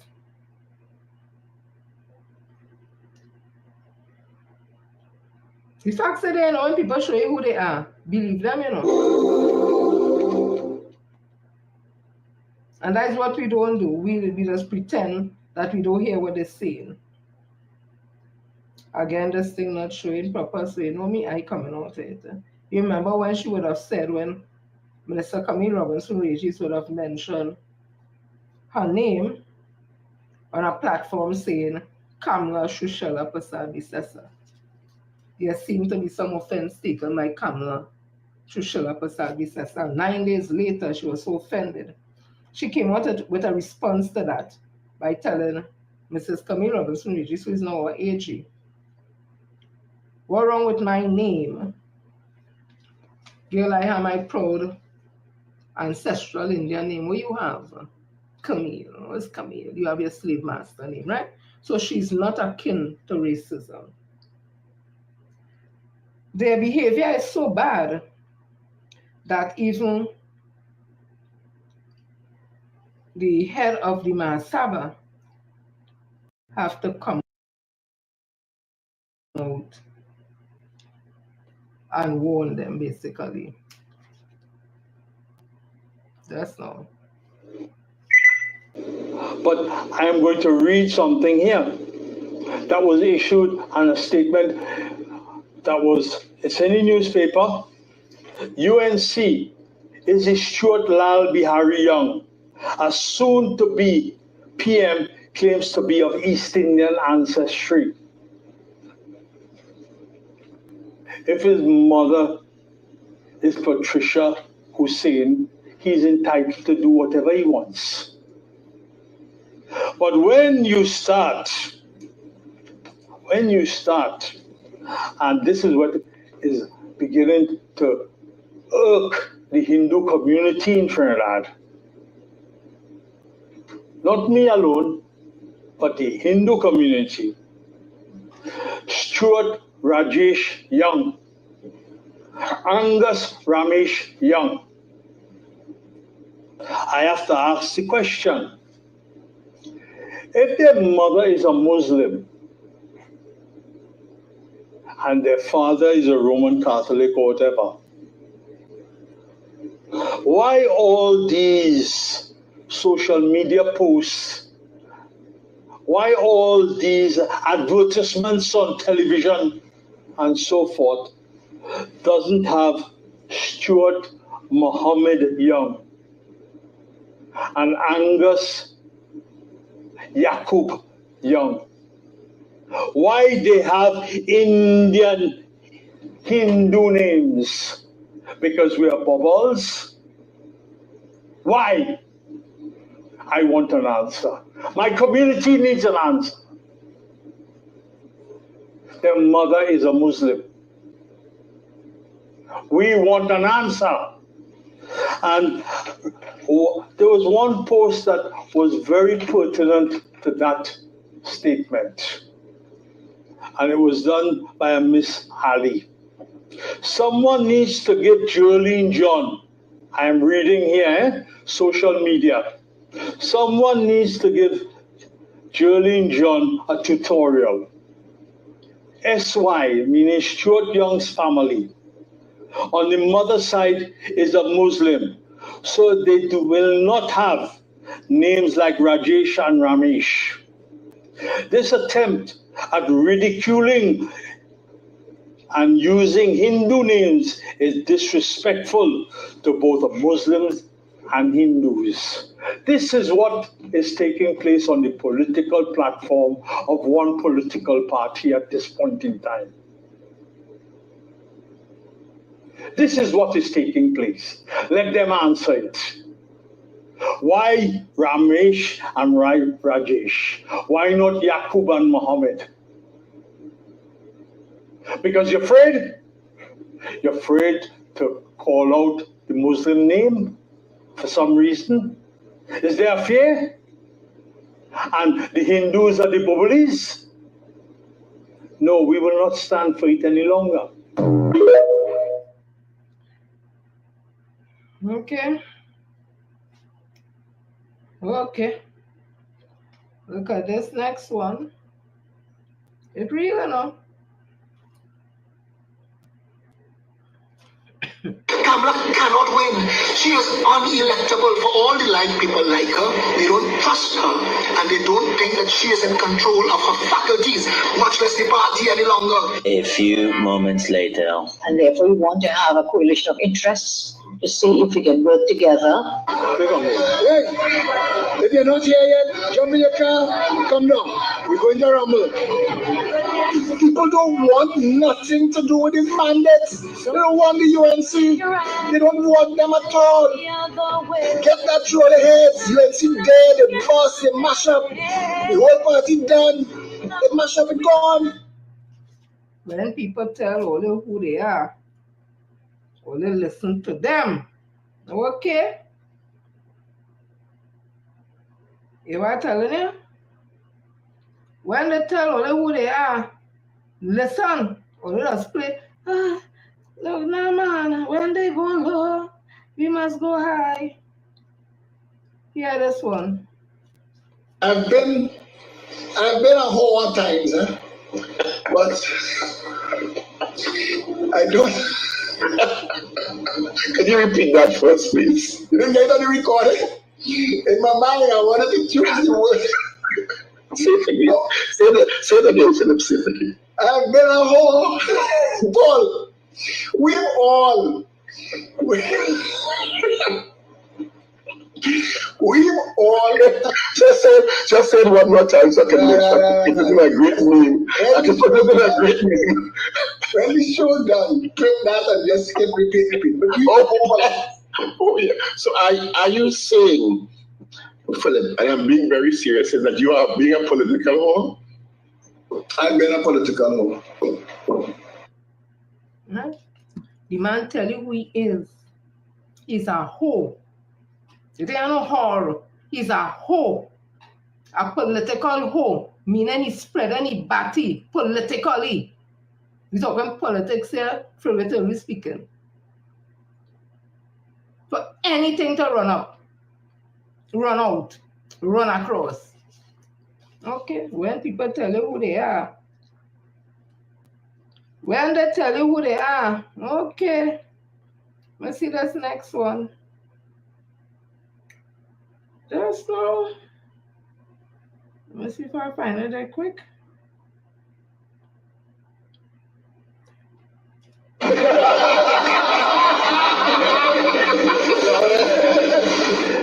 Some of our temples, you had politicians from one particular party going in, hoping that they have a ready-made audience, that they will be able to speak. And in other words, talk politics from the pulpit, or from the thing, or from a stage. It wasn't allowed. But the fact of the matter is, they went in there and they took pictures with children. They took pictures outside of the temple, posted it up all over social media, not appreciating the fact that you have to get permission. You have to get permission from a parent to post their child on social media. You have to get permission. That is why we do not allow it to take place, because there's a form that we give to the parents to get permission to do something. So I have decided, and I have sent it out already to my 43 schools, and I have sent a message to the temples and them. I want no politics and no other religious discourse in my Sanatan Dharma Mahasabha temples. I don't own them, but I am one of the custodians of them, right? And I'm speaking here, so I use the word my as though it is possessive. Yes. I want no politics. I want no religious discourse that is anti-Sanatan Dharma Mas Sanatanist in my temples. I want none of them. My schools and my temples. I officially do not want none. And it is not going to be allowed even when the election bell is rung. And those of you who want to take picture, go in the market and take picture. Don't go in my schools, don't go in my temples. I am fed up now. I am fed up. You're encroaching upon religious activities, you're encroaching upon education of my children. And it's one particular party doing it all the time. And I'm just going to put a stop to it. And I have put a stop to it. I will not allow it to take place. What do you say to So it seemed that this particular woman, she don't seem to have boundaries. This particular UNC, it seems to have no boundaries, and they always at odds with the senators, the Mansaba. Last time he father, because this is Satson, Vijay, had to tell Kamala, if you feel you go eat where you want, drink where you want, play the ass and whatever, go free up the Hindu vote, bacchanal. You're not welcome here, don't come here and all that. So people, they own running them, they own running them. And when they own and running them, they're fighting and being nasty against those who look just like them. So what they going to do for we who don't look like them? I just asking a question. Let me go again with this.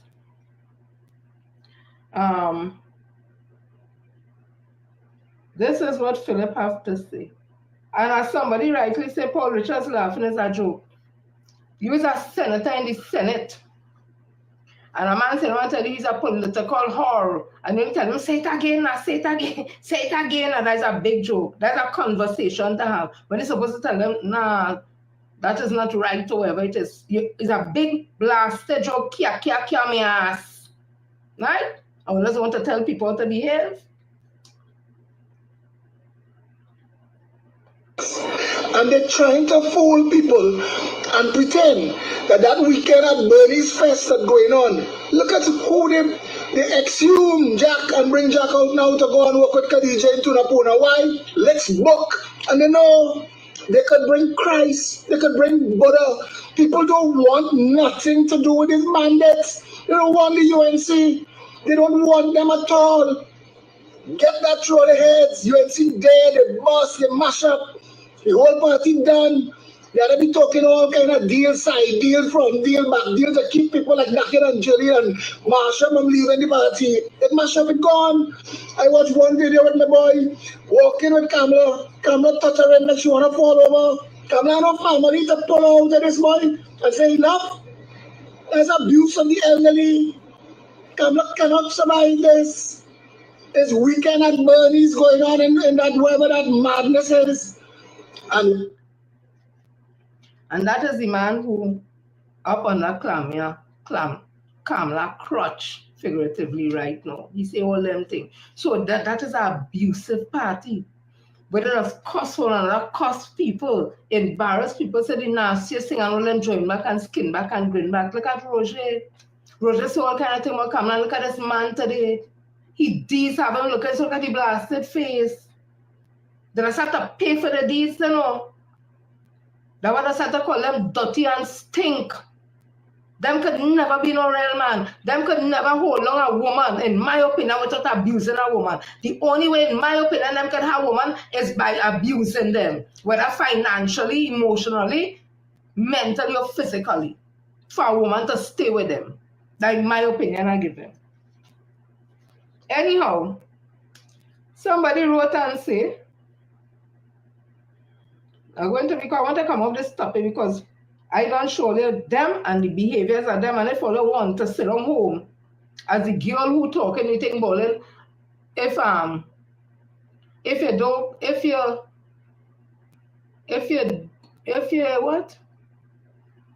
don't go and vote, how should you put it? That if you don't go and vote, you're basically saying that if you vote, my opinion thing, right? That will give the UNC the chances to win. or some kind of crazy ass logic, whatever the case may be. It's something that when you hear it, I should have write down exactly what she said. It could give people the idea, look, you see me voting, me ain't going out and vote now. I stay home, boy. Me ain't going and vote for nobody. And I'm telling all you, that is not the right approach now, because if only want these people to come back, only hear what they're saying. The man says a political whore. He said, Kamala this. Roger says she this, she corrupt, she think. He said nobody want Kamala, they corrupt the thing. Jack Warner says that, well, he didn't say that word, but thing, whatever, get she woman, thing. Gary Griffith said they're in bed with criminal, all them thing. And all they want to tell me, all they want to sit down and say PNM and UNC is the same, or let her be wicked to all the generation, boy. So somebody wrote this, and I'm going to see if I can get through it quickly. It should be about, let me see how much minutes it is, because I intend to read nothing long. It says here, was in the Express, March the 23rd, UNC is shadow of its former self. As the general election approaches, Kamala Persad-Bissessar and the UNC are desperately clinging to the past, attempting to use the People's Partnership government track record from 2010 to 15 as a justification for another chance in office. This comparison is not only misleading, but entirely irrelevant to the reality of today's UNC. And it is why the idea of voting for the lesser of the two evils or for personalities has never led to great governance. This is because the performance of any government is not solely determined by its leader, but by the strength and competence of its team. In 2010, the People's Partnership succeeded largely because it was a coalition that brought together some of the best minds in governance, many of whom were not even part of the UNC. Figures such as Winston Duguran, Carolyn C. Persad-Bechan, Gary Griffith, Anand Ramlogan, Devan Maharaj, and Ganga Singh played critical roles in shaping that administration. But where are they now? They, along with nearly all the high-performing ministers from that government, are no longer in the UNC. The likes of Suresh Rambachan, Dr. Ting Gobisen, Bo Tawari, Fazal Karim, Stephen Cadiz, and Winston Peters have all been replaced by a crop of individuals with little or no experience in governance. Ram, Ratiram, Vandana, and Kadisha, none of whom have demonstrated the ability to manage a constituency effectively, much less a country, and are the faces of Kamala Persad-Bissessar's so-called new team. Even worse is Persad-Bissessar's now intimate association with Philip Alexander, who has a history of divisive and nasty comments directed at anyone, including members of the UNC and herself. It is delusional for Persad-Bissessar to claim that voting for the UNC in 2025 will bring the same level of performance as 2010. The team that made her government function is gone. And UNC today is an empty shell of what it was once, filled with inexperienced loyalists whose primary qualification seems to be their willingness to carry her bags and echo her rhetoric. Trying to sell the public on past performance while presenting an unqualified, ineffective team is like asking Brian Lara to return to the West Indies cricket team because he performed well decades ago, or calling on Hazy Crawford to run at the 2024 Olympics because he won a gold medal in 1976. It simply does not work like that. Moreover, this current iteration of the UNC has proven that they cannot even perform in opposition, failing to provide credible alternatives, failing to challenge the government effectively, and failing to inspire confidence amongst the population. If they are incapable of functioning as a strong opposition, how can they possibly run a government? The people of Trinidad and Tobago must not be fooled by Persad-Bissessar's attempts to recycle past glories in the hope of securing another term in office. A government is only as strong as its team, and the UNC today is a shadow of what it once was. The nation deserves leadership that is forward-thinking, competent, and built on merit, not nostalgia, by Rajpal Bihari Singh. And let's look at Kamala recently walking into a UNC meeting. I want to let her watch Jolene John's face and watch Glenn Bissessar's face, like he is sleeping so walking. And when they say mother, he opens and tries to hold on to a post. I might have to play twice only to watch all them things there, so let me play it.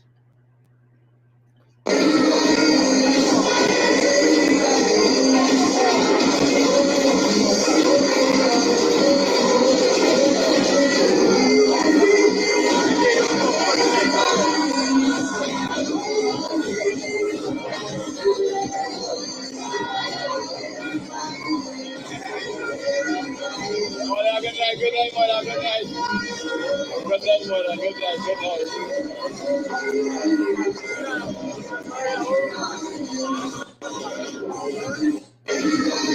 Watch it again, watch it. What's your result? What's your mistake? What is that, sir? Check it again. What's your camera walking? What's your husband behind there when he's at? Tell me them is supposed to be women again. What was his body? Mother, good night. Good night, mother. Good night. Good night, mother. Good night. Good night.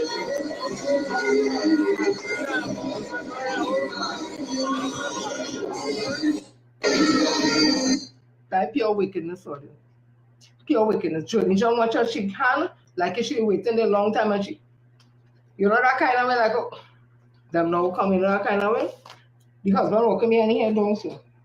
Somebody bought good knife mother and you open your and it kind of like a trim off thing you will want that pose and kind of done wicked.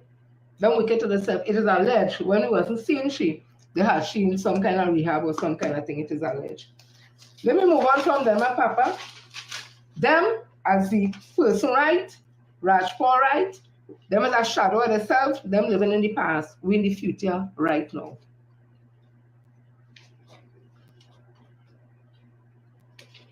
This is what Martin Daly SC would have written.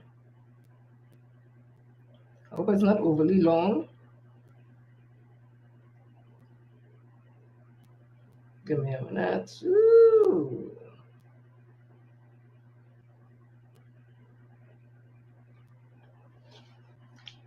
This is future we talking here.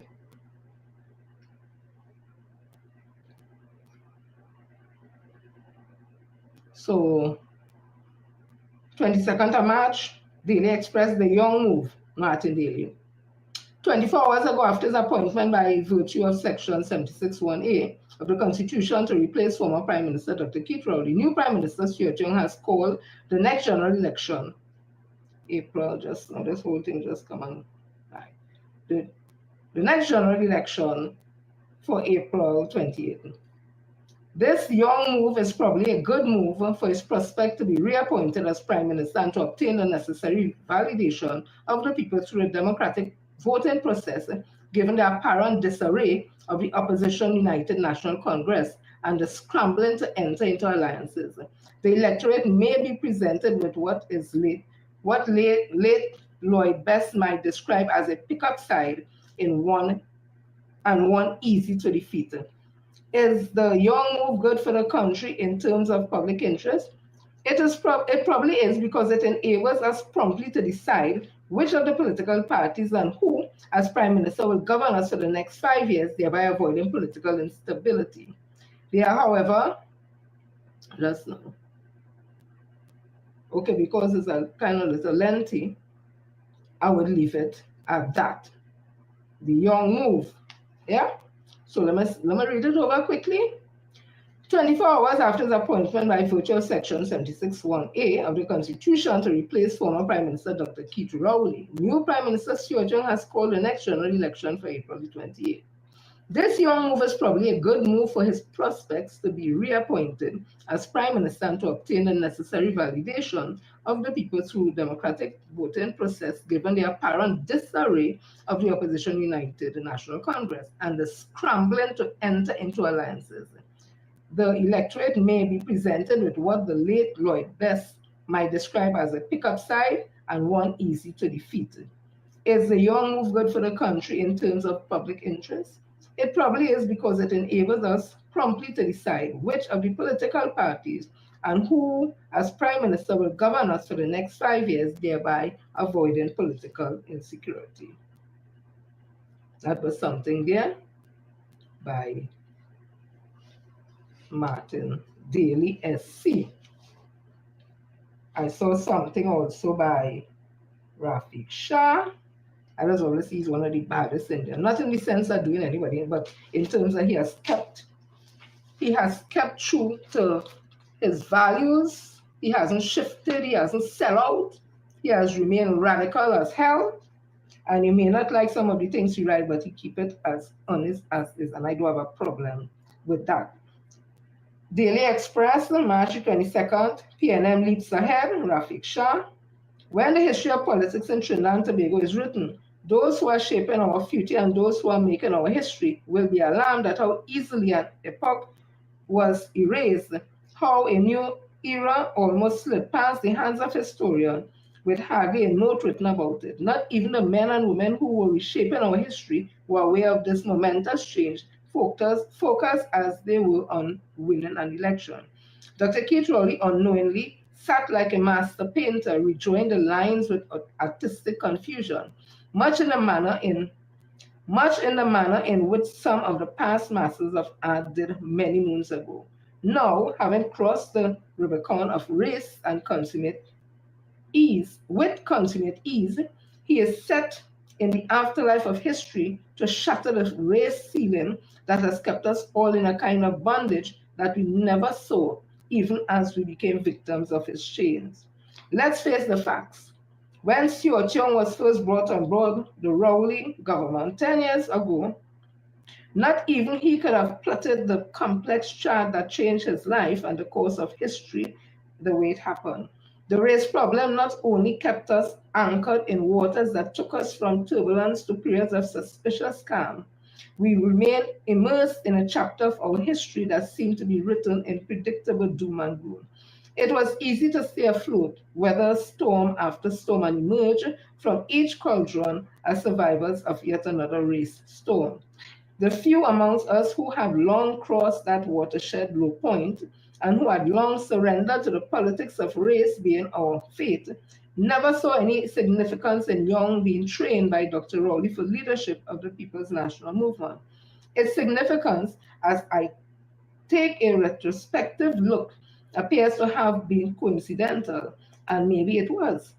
To have taken one of the fundamental pillars of history and reshaped it to accommodate the requirements of a new dawn called for artistry that Dr. Rowley, what with his rough edges, was capable of doing.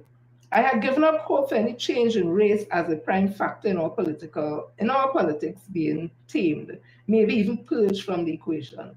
When the party's faithful looked around them, they were jolted by the composition, the hues, and the textures of hair they saw in the mirror.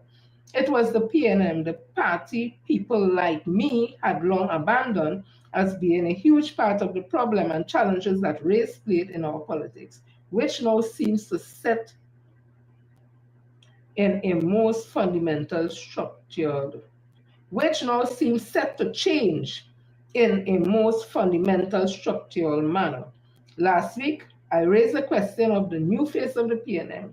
A number of important decisions are about to be taken. The toughest one being the old PNM accepting a leader who looks different from all previous leaders and who, for all intent and purposes, seems set to change the political landscape, hopefully for good. There were many anxious moments during the last Sunday's marathon multi-meetings that the PNM held. Those who attended and who would have made a decision on whether or not they were accepting Young as their leader would have made the most important decision in their political lives. In fact, they may not be aware that they were carving out history in a way few people ever did. The mood that Sunday seemed optimistic, celebratory, and most of all, welcoming to the introduction of the new Prime Minister. The stage was electric and riveting speeches by several senior members of the PNM. Interestingly, those who spoke reflected in very clear tones the new face of the party, and the crowd was lapping it all up. From my perspective, having monitored politics in this country for 50 odd years and coming from my vantage point as a former military man, I watched in amazement as Dr. Rowley worked with incoming PM Young using what we in the military call Bill's Creek, a combined arms attack. During the Second World War, Germany's top generals, especially Field Marshal Ernest Rommel, introduced tactics in which his Armored air and infantry troops swooped down on Allied forces with lethal speed and firepower, totally blindsiding them, conquering all of Europe. One had to admire those geniuses of war, even as we stood against them and fought with them in the end, conquered them. The Dr. Rowley/Young combination proved with lightning speed in the political arena, calling the general elections in the minimum time available under our legislation. They had approved and presented a full slate of candidates. Their speed was such they left the opposition UNC scrambling to catch up.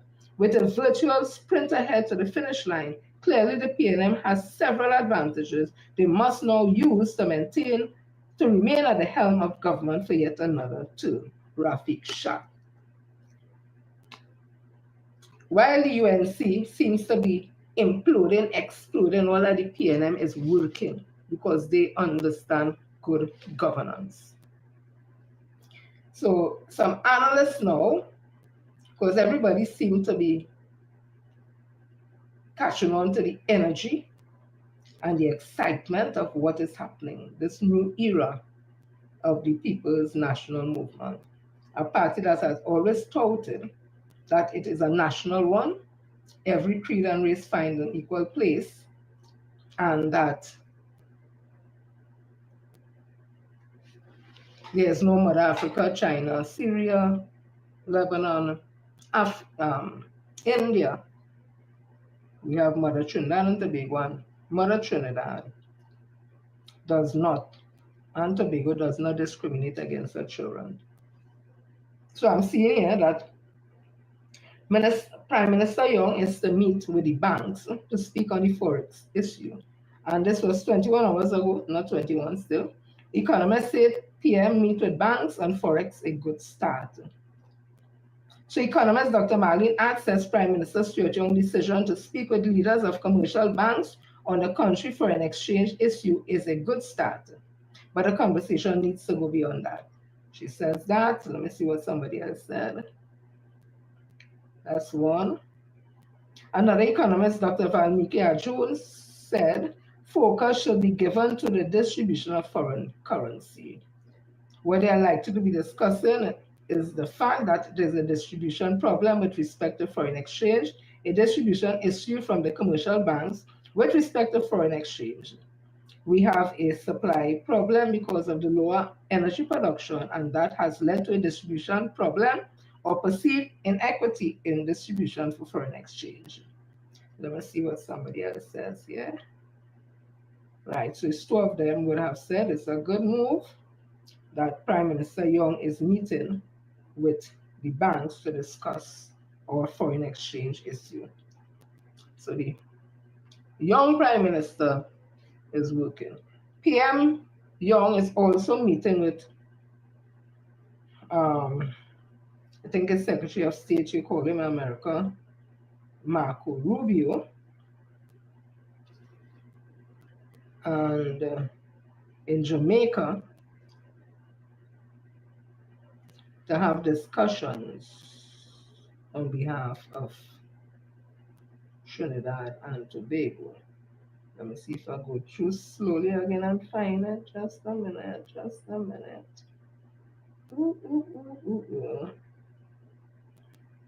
Let's see to Dr. Speak, Doctor, with his complaints, all this right. Hi, Maria. What do you think? Give me a minute, I thought I opened it up. Right. So this here. Prime Minister Stuart Young is set to travel to Jamaica on Wednesday, right at the peak of this country's election season, for a CARICOM meeting with U.S. Secretary of State Marco Rubio. Young, who will be joined by Foreign Affairs Minister Dr. Amory Brown, aims to reinforce TNT's ties with CARICOM and the U.S. while deepening cooperation. But with the Prime Minister staying tight-lipped on who will act in his absence, speculation is growing. Still, former Foreign Affairs Minister Winston Dukaran calls the meeting a major win for TNT. But if we succeed in getting clarity on this issue so that it does not impose any additional risk to our development and to our sovereignty, but more to our development, our sovereignty I think it will be a great, great success. If it does not do that, then it will just be an act of rhetoric.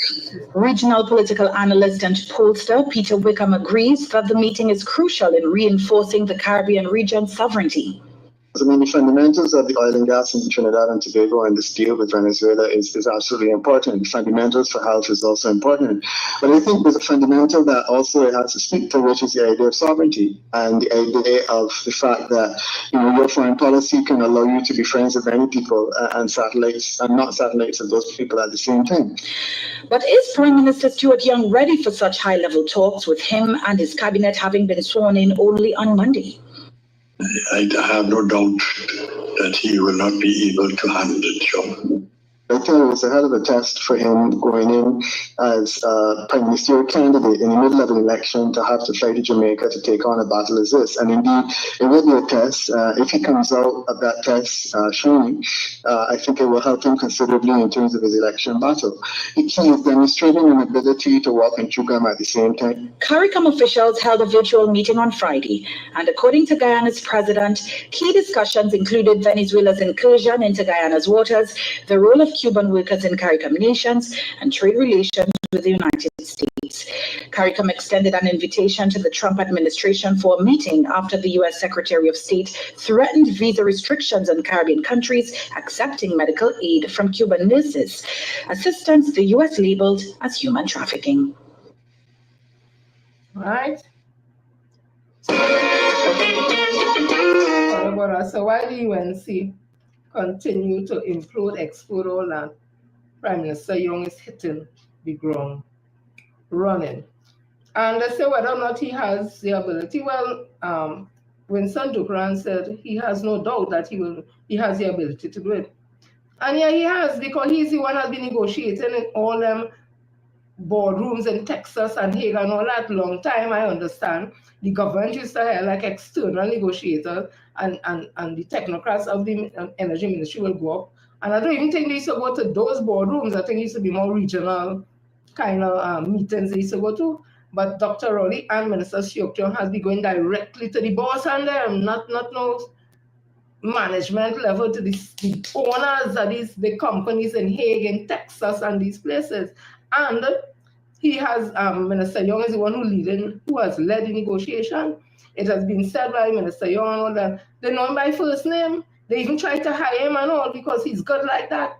So it's negotiation. These are the days for negotiations in terms of setting the country apart and also to show the bigger picture with the Caribbean and all that. So I am confident that he has the ability because he's trained in those type of laws, in commercial law, labor law, international law. He is trained in those areas, and his skills are needed now, especially in the era of this Trump, this particular Trump. So I want to show again some, don't get caught up with the UNC and what is happening with them.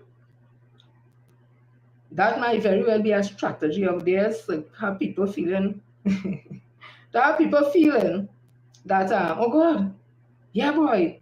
And then when you get caught up and complacent in them and their foolishness, back quick silver, they come back together again. Don't focus on them, Don't focus on them at all.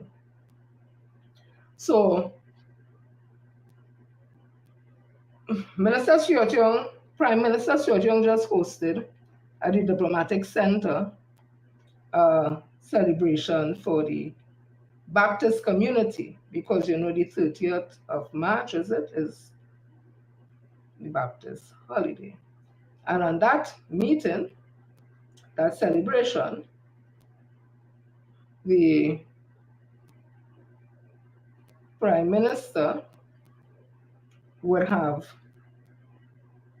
said to the Baptist community that, in his opinion, he said it's up to them.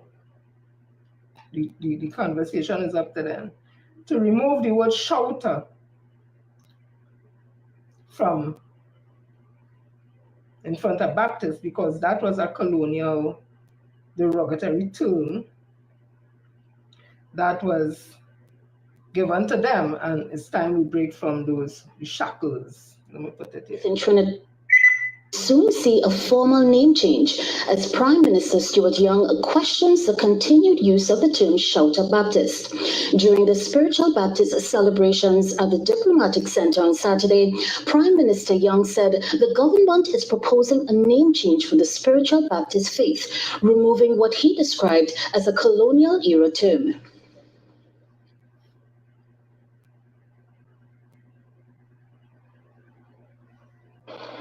And as I spoke to my cabinet colleagues this week, I proposed to them, and then of course, our guidance when it comes to the Spiritual Baptist faith, we are fortunate to have Minister Cummings amongst us.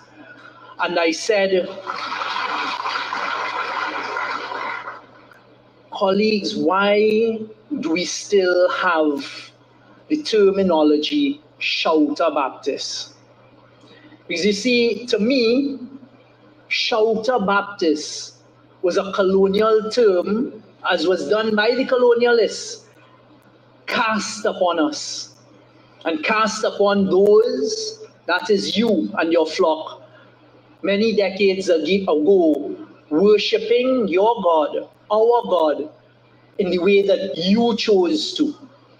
The Prime Minister stressed that his government upholds freedom of worship for all religious groups, emphasizing that any decision on a name change should come from the Spiritual Baptist community itself.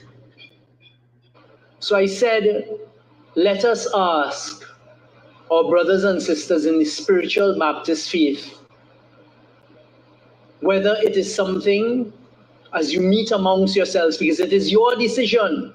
It is your decision to take whether it is not something that we in 2025 should break that shackle of colonialism off of you. And you all should be known formally and legally as the Spiritual Baptist faith. But that is not a decision for us. That is your decision. The Spiritual Baptist community received a grant of $10 million from the government for the completion of their Sacred Cathedral Administrative Complex and Heritage Park. Prime Minister Stuart Young delivered the grant to representatives of the faith at a celebration he hosted in their honor at the Diplomatic Center on Saturday. The Prime Minister said the grant was in keeping with a promise made by his predecessor, Dr. Keith Rowley, to support the Spiritual Baptist faith. The Spiritual Baptist community received an initial grant from the government of $10 million to start their project. Aye. So, the history that is, but I want you all to listen to this young lady first. She seemed to be a Baptist. This is what she said, and then I'll tell you all about the history that she's speaking about.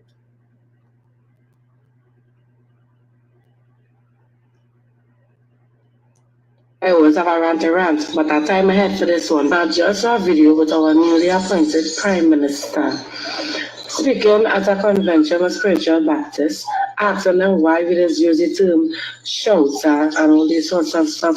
And I watching this man in amazement.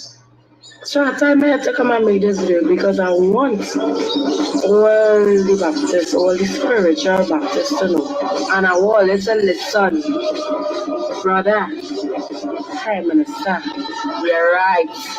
My people perish through a lack of knowledge. And what all of the Spiritual Baptists will go and read in the theater. And what happened when the man get kicked off his high horse, literally kicked off his high horse. What's happened the whole thing? Our ancestors not to be able to worship the things that they ought to do. I want you to go and read it and come back and tell me. That is a name that they gave to us to degrade us. Right? To make us look and sound bad. That shows that thing. Stop it. If you didn't do it, stop it. Stop calling yourself Shouter Baptist. We are Spiritual Baptists because we have the spirit and not of the flesh. Right? So, anybody have anything against the Honorable Prime Minister? Yes, that's good to me. Anybody have anything negative to say about that? It's because they don't know better. My people perish. My people perish. So get wisdom and all they can think, get understanding, and they will know what the man saying is the truth and nothing but the gospel. All right. So that apparently is a young Baptist, and she is very appreciative of what Prime Minister Young would have said. And let me give you a quick history of what she's speaking about. It's very short because I'm going to end just now. Now I tell you, young people are listening, not all of them stupid, Not all of them just play stupid, Not all of them stupid, Not, you can't fool all of them, So this from that, listen. It said the origin of the early development of the spiritual Shouter Baptist religion in Trinidad and Tobago are not well known, but the consensus is that the religion developed amongst the people of African descent during the 19th century.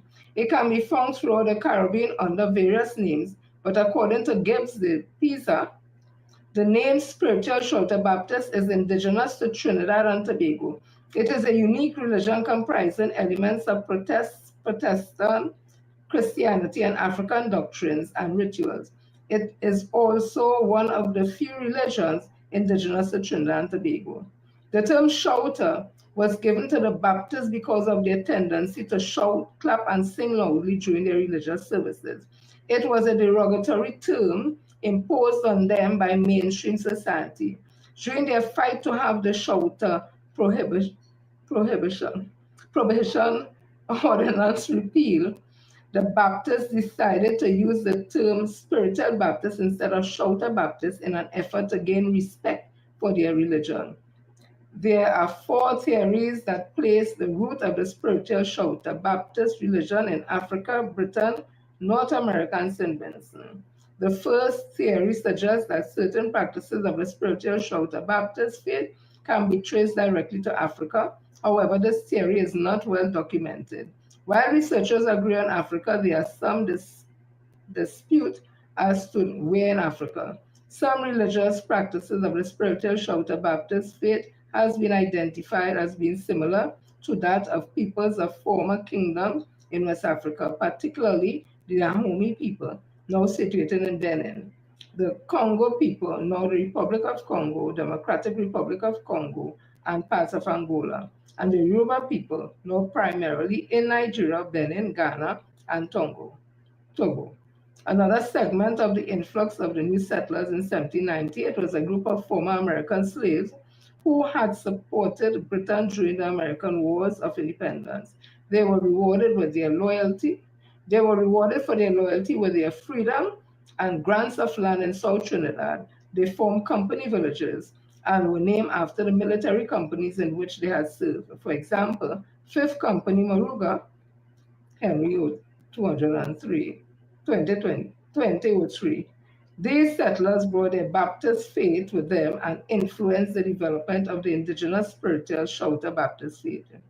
Viola Gopal Whittington has stated another theory that suggests the roots of spiritual Shouter Baptists can be found in the migration of fundamental Protestants known as Shakers from St. Vincent to Trinidad during the early part of the 20th century. This explains the origin of the 4 Baptist groups in Trinidad and Tobago: the London Baptists, the Independent Baptists, the Fundamental Baptists, and the Spiritual Shouter Baptists. Although the origin of the Spiritual Shouter Baptist faith in Trinidad and Tobago can be traced to foreign countries, it has evolved over time to become a unique indigenous religion. It has managed to fuse the spontaneity and rhythms of Africa with the restrained traditional tenets of Christianity to produce a religion that is vibrant, expressive, and dynamic. So that is just some history on that. And as Prime Minister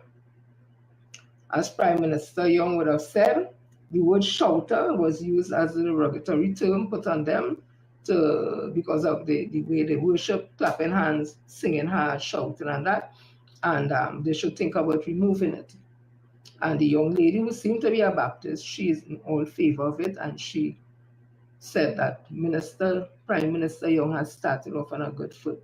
And of course, they got the donation of the $10 million to build their cathedral and the different places of worship and other things that was promised to them by Dr. Key Christopher Rowley. People, I'm saying all this to say at the end of the day, While the UNC seem to be in disarray, I think tonight they're going to name the rest of their candidates for the upcoming election. While they seem to be in disarray, don't get distracted by them. To win this election and to win it convincingly, that had to translate in votes. You can't watch all the crowd that going out to PNM meeting in the red and just simply say, we got this and I ain't going out. Because if 2,000 people say, we got this, we ain't going out, that could impact. So you have to go. The crowds don't win elections. It's the day of election, there the long lines and people going out to vote resounding for the People's National Movement. Make this year 2025 the year of the Jubilee. Make this year, the city stars are aligned, all planets are aligned. First time in years, 2025 year of the Jubilee. And we are seeing certain things happening in quick successions. And we are seeing there's a difference happening. Let us make this 2025 election a historic one. The PNM has made it a historic time for the PNM by having a prime minister who is not of African descent, but is of Chinese and Indian descent. So it has truly come full circle when we say that PNM is a national party. Every creed and race find an equal place.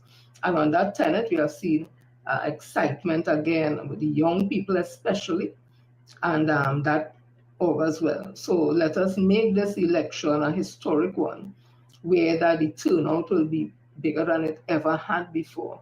And that turnout translates into votes for the People's National Movement for Prime Minister Stuart Young. Dr. Rowley is always there with us, yeah?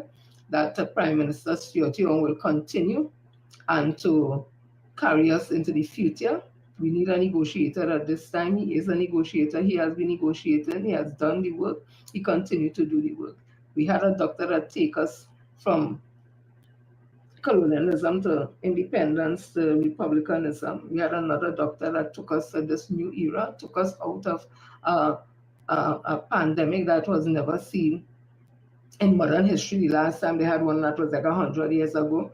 The world didn't know what they were working with, and Dr. Rowley worked with the figures, the science, and would have kept us safe. We lost loved ones, of course, things were hard, but when you look in comparison to other countries, what would have happened? Even Canada, I understand, was modeling their healthcare system on us, the two-tier system we had. We made it through. It was difficult, of course. We came out of a recession. Coming up beside the recession, they had the highest oil prices ever.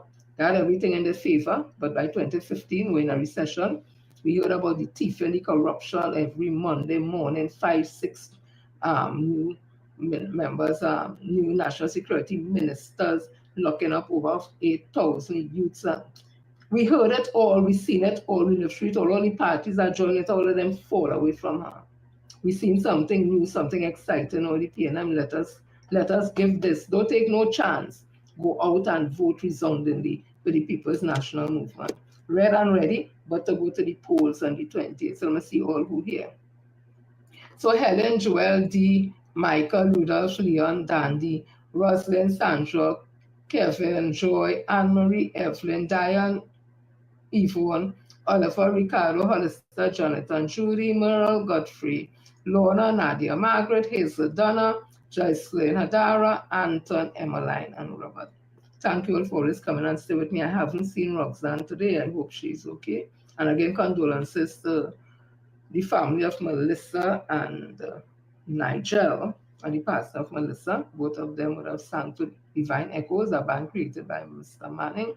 Prime Minister Manning would have done so much good for persons in music, the young people and all that. The UNC, as usual, they discard everything just when they close on the youth camps. Anything where they think, in my opinion, that African children or African people could benefit from, they close it down. And the thing about it, as a pundit say, they don't even help Indian people. They don't give Indian people nothing. But Roger tell us who they does give. Roger said they does give their friends and family and their financiers. So we know who they give. They don't give the poor Indians, the one who went down to the waterfront and say, I don't know, everything good, everything good. They don't give them nothing. But the friends and family and financiers get. But the UNC, in my opinion, they prey on the weakness and the loyalty of the base who voted on race and the light-skinned woman. That is what they prey on and keep the community largely into ignorance. And those who come out of that thinking come to the next level and don't want no part of that. They just cuss them, they just ridicule them, they just embarrass them, they just threaten them, they just disown them, they just run them. Listen now.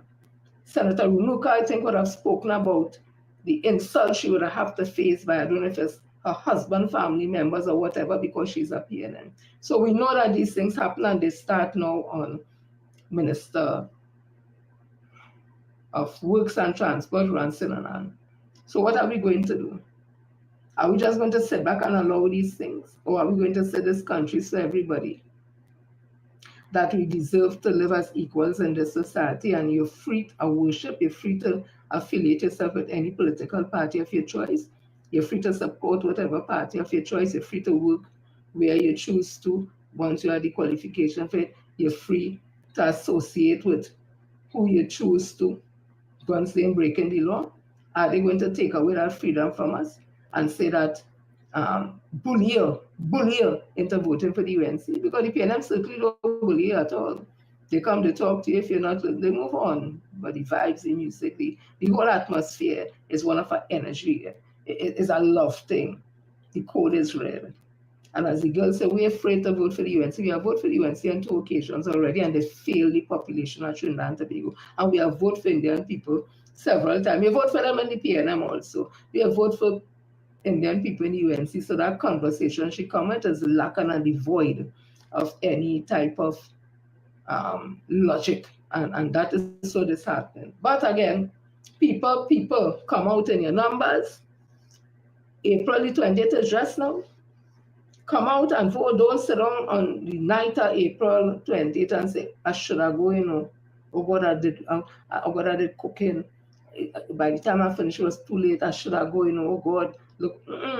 You want to hear that? You want to be able to say, on the night of the 28th, April the 28th, we're not around 11, 12 o'clock, so when it was no, the trend and who's going to win, to be saying, great is the PNM, great is the PNM.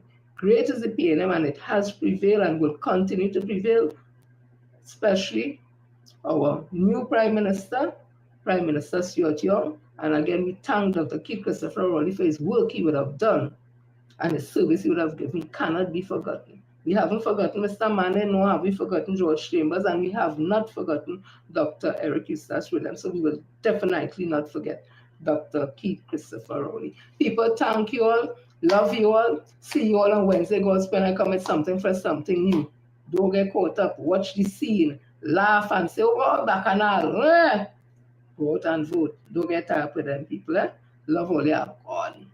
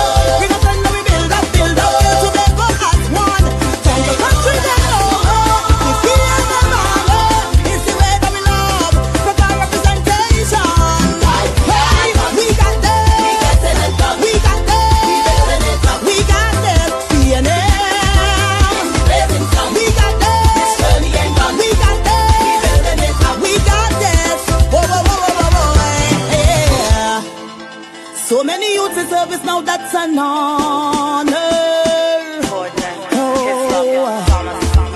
You are my friend, my sister, and my brother. But what we got to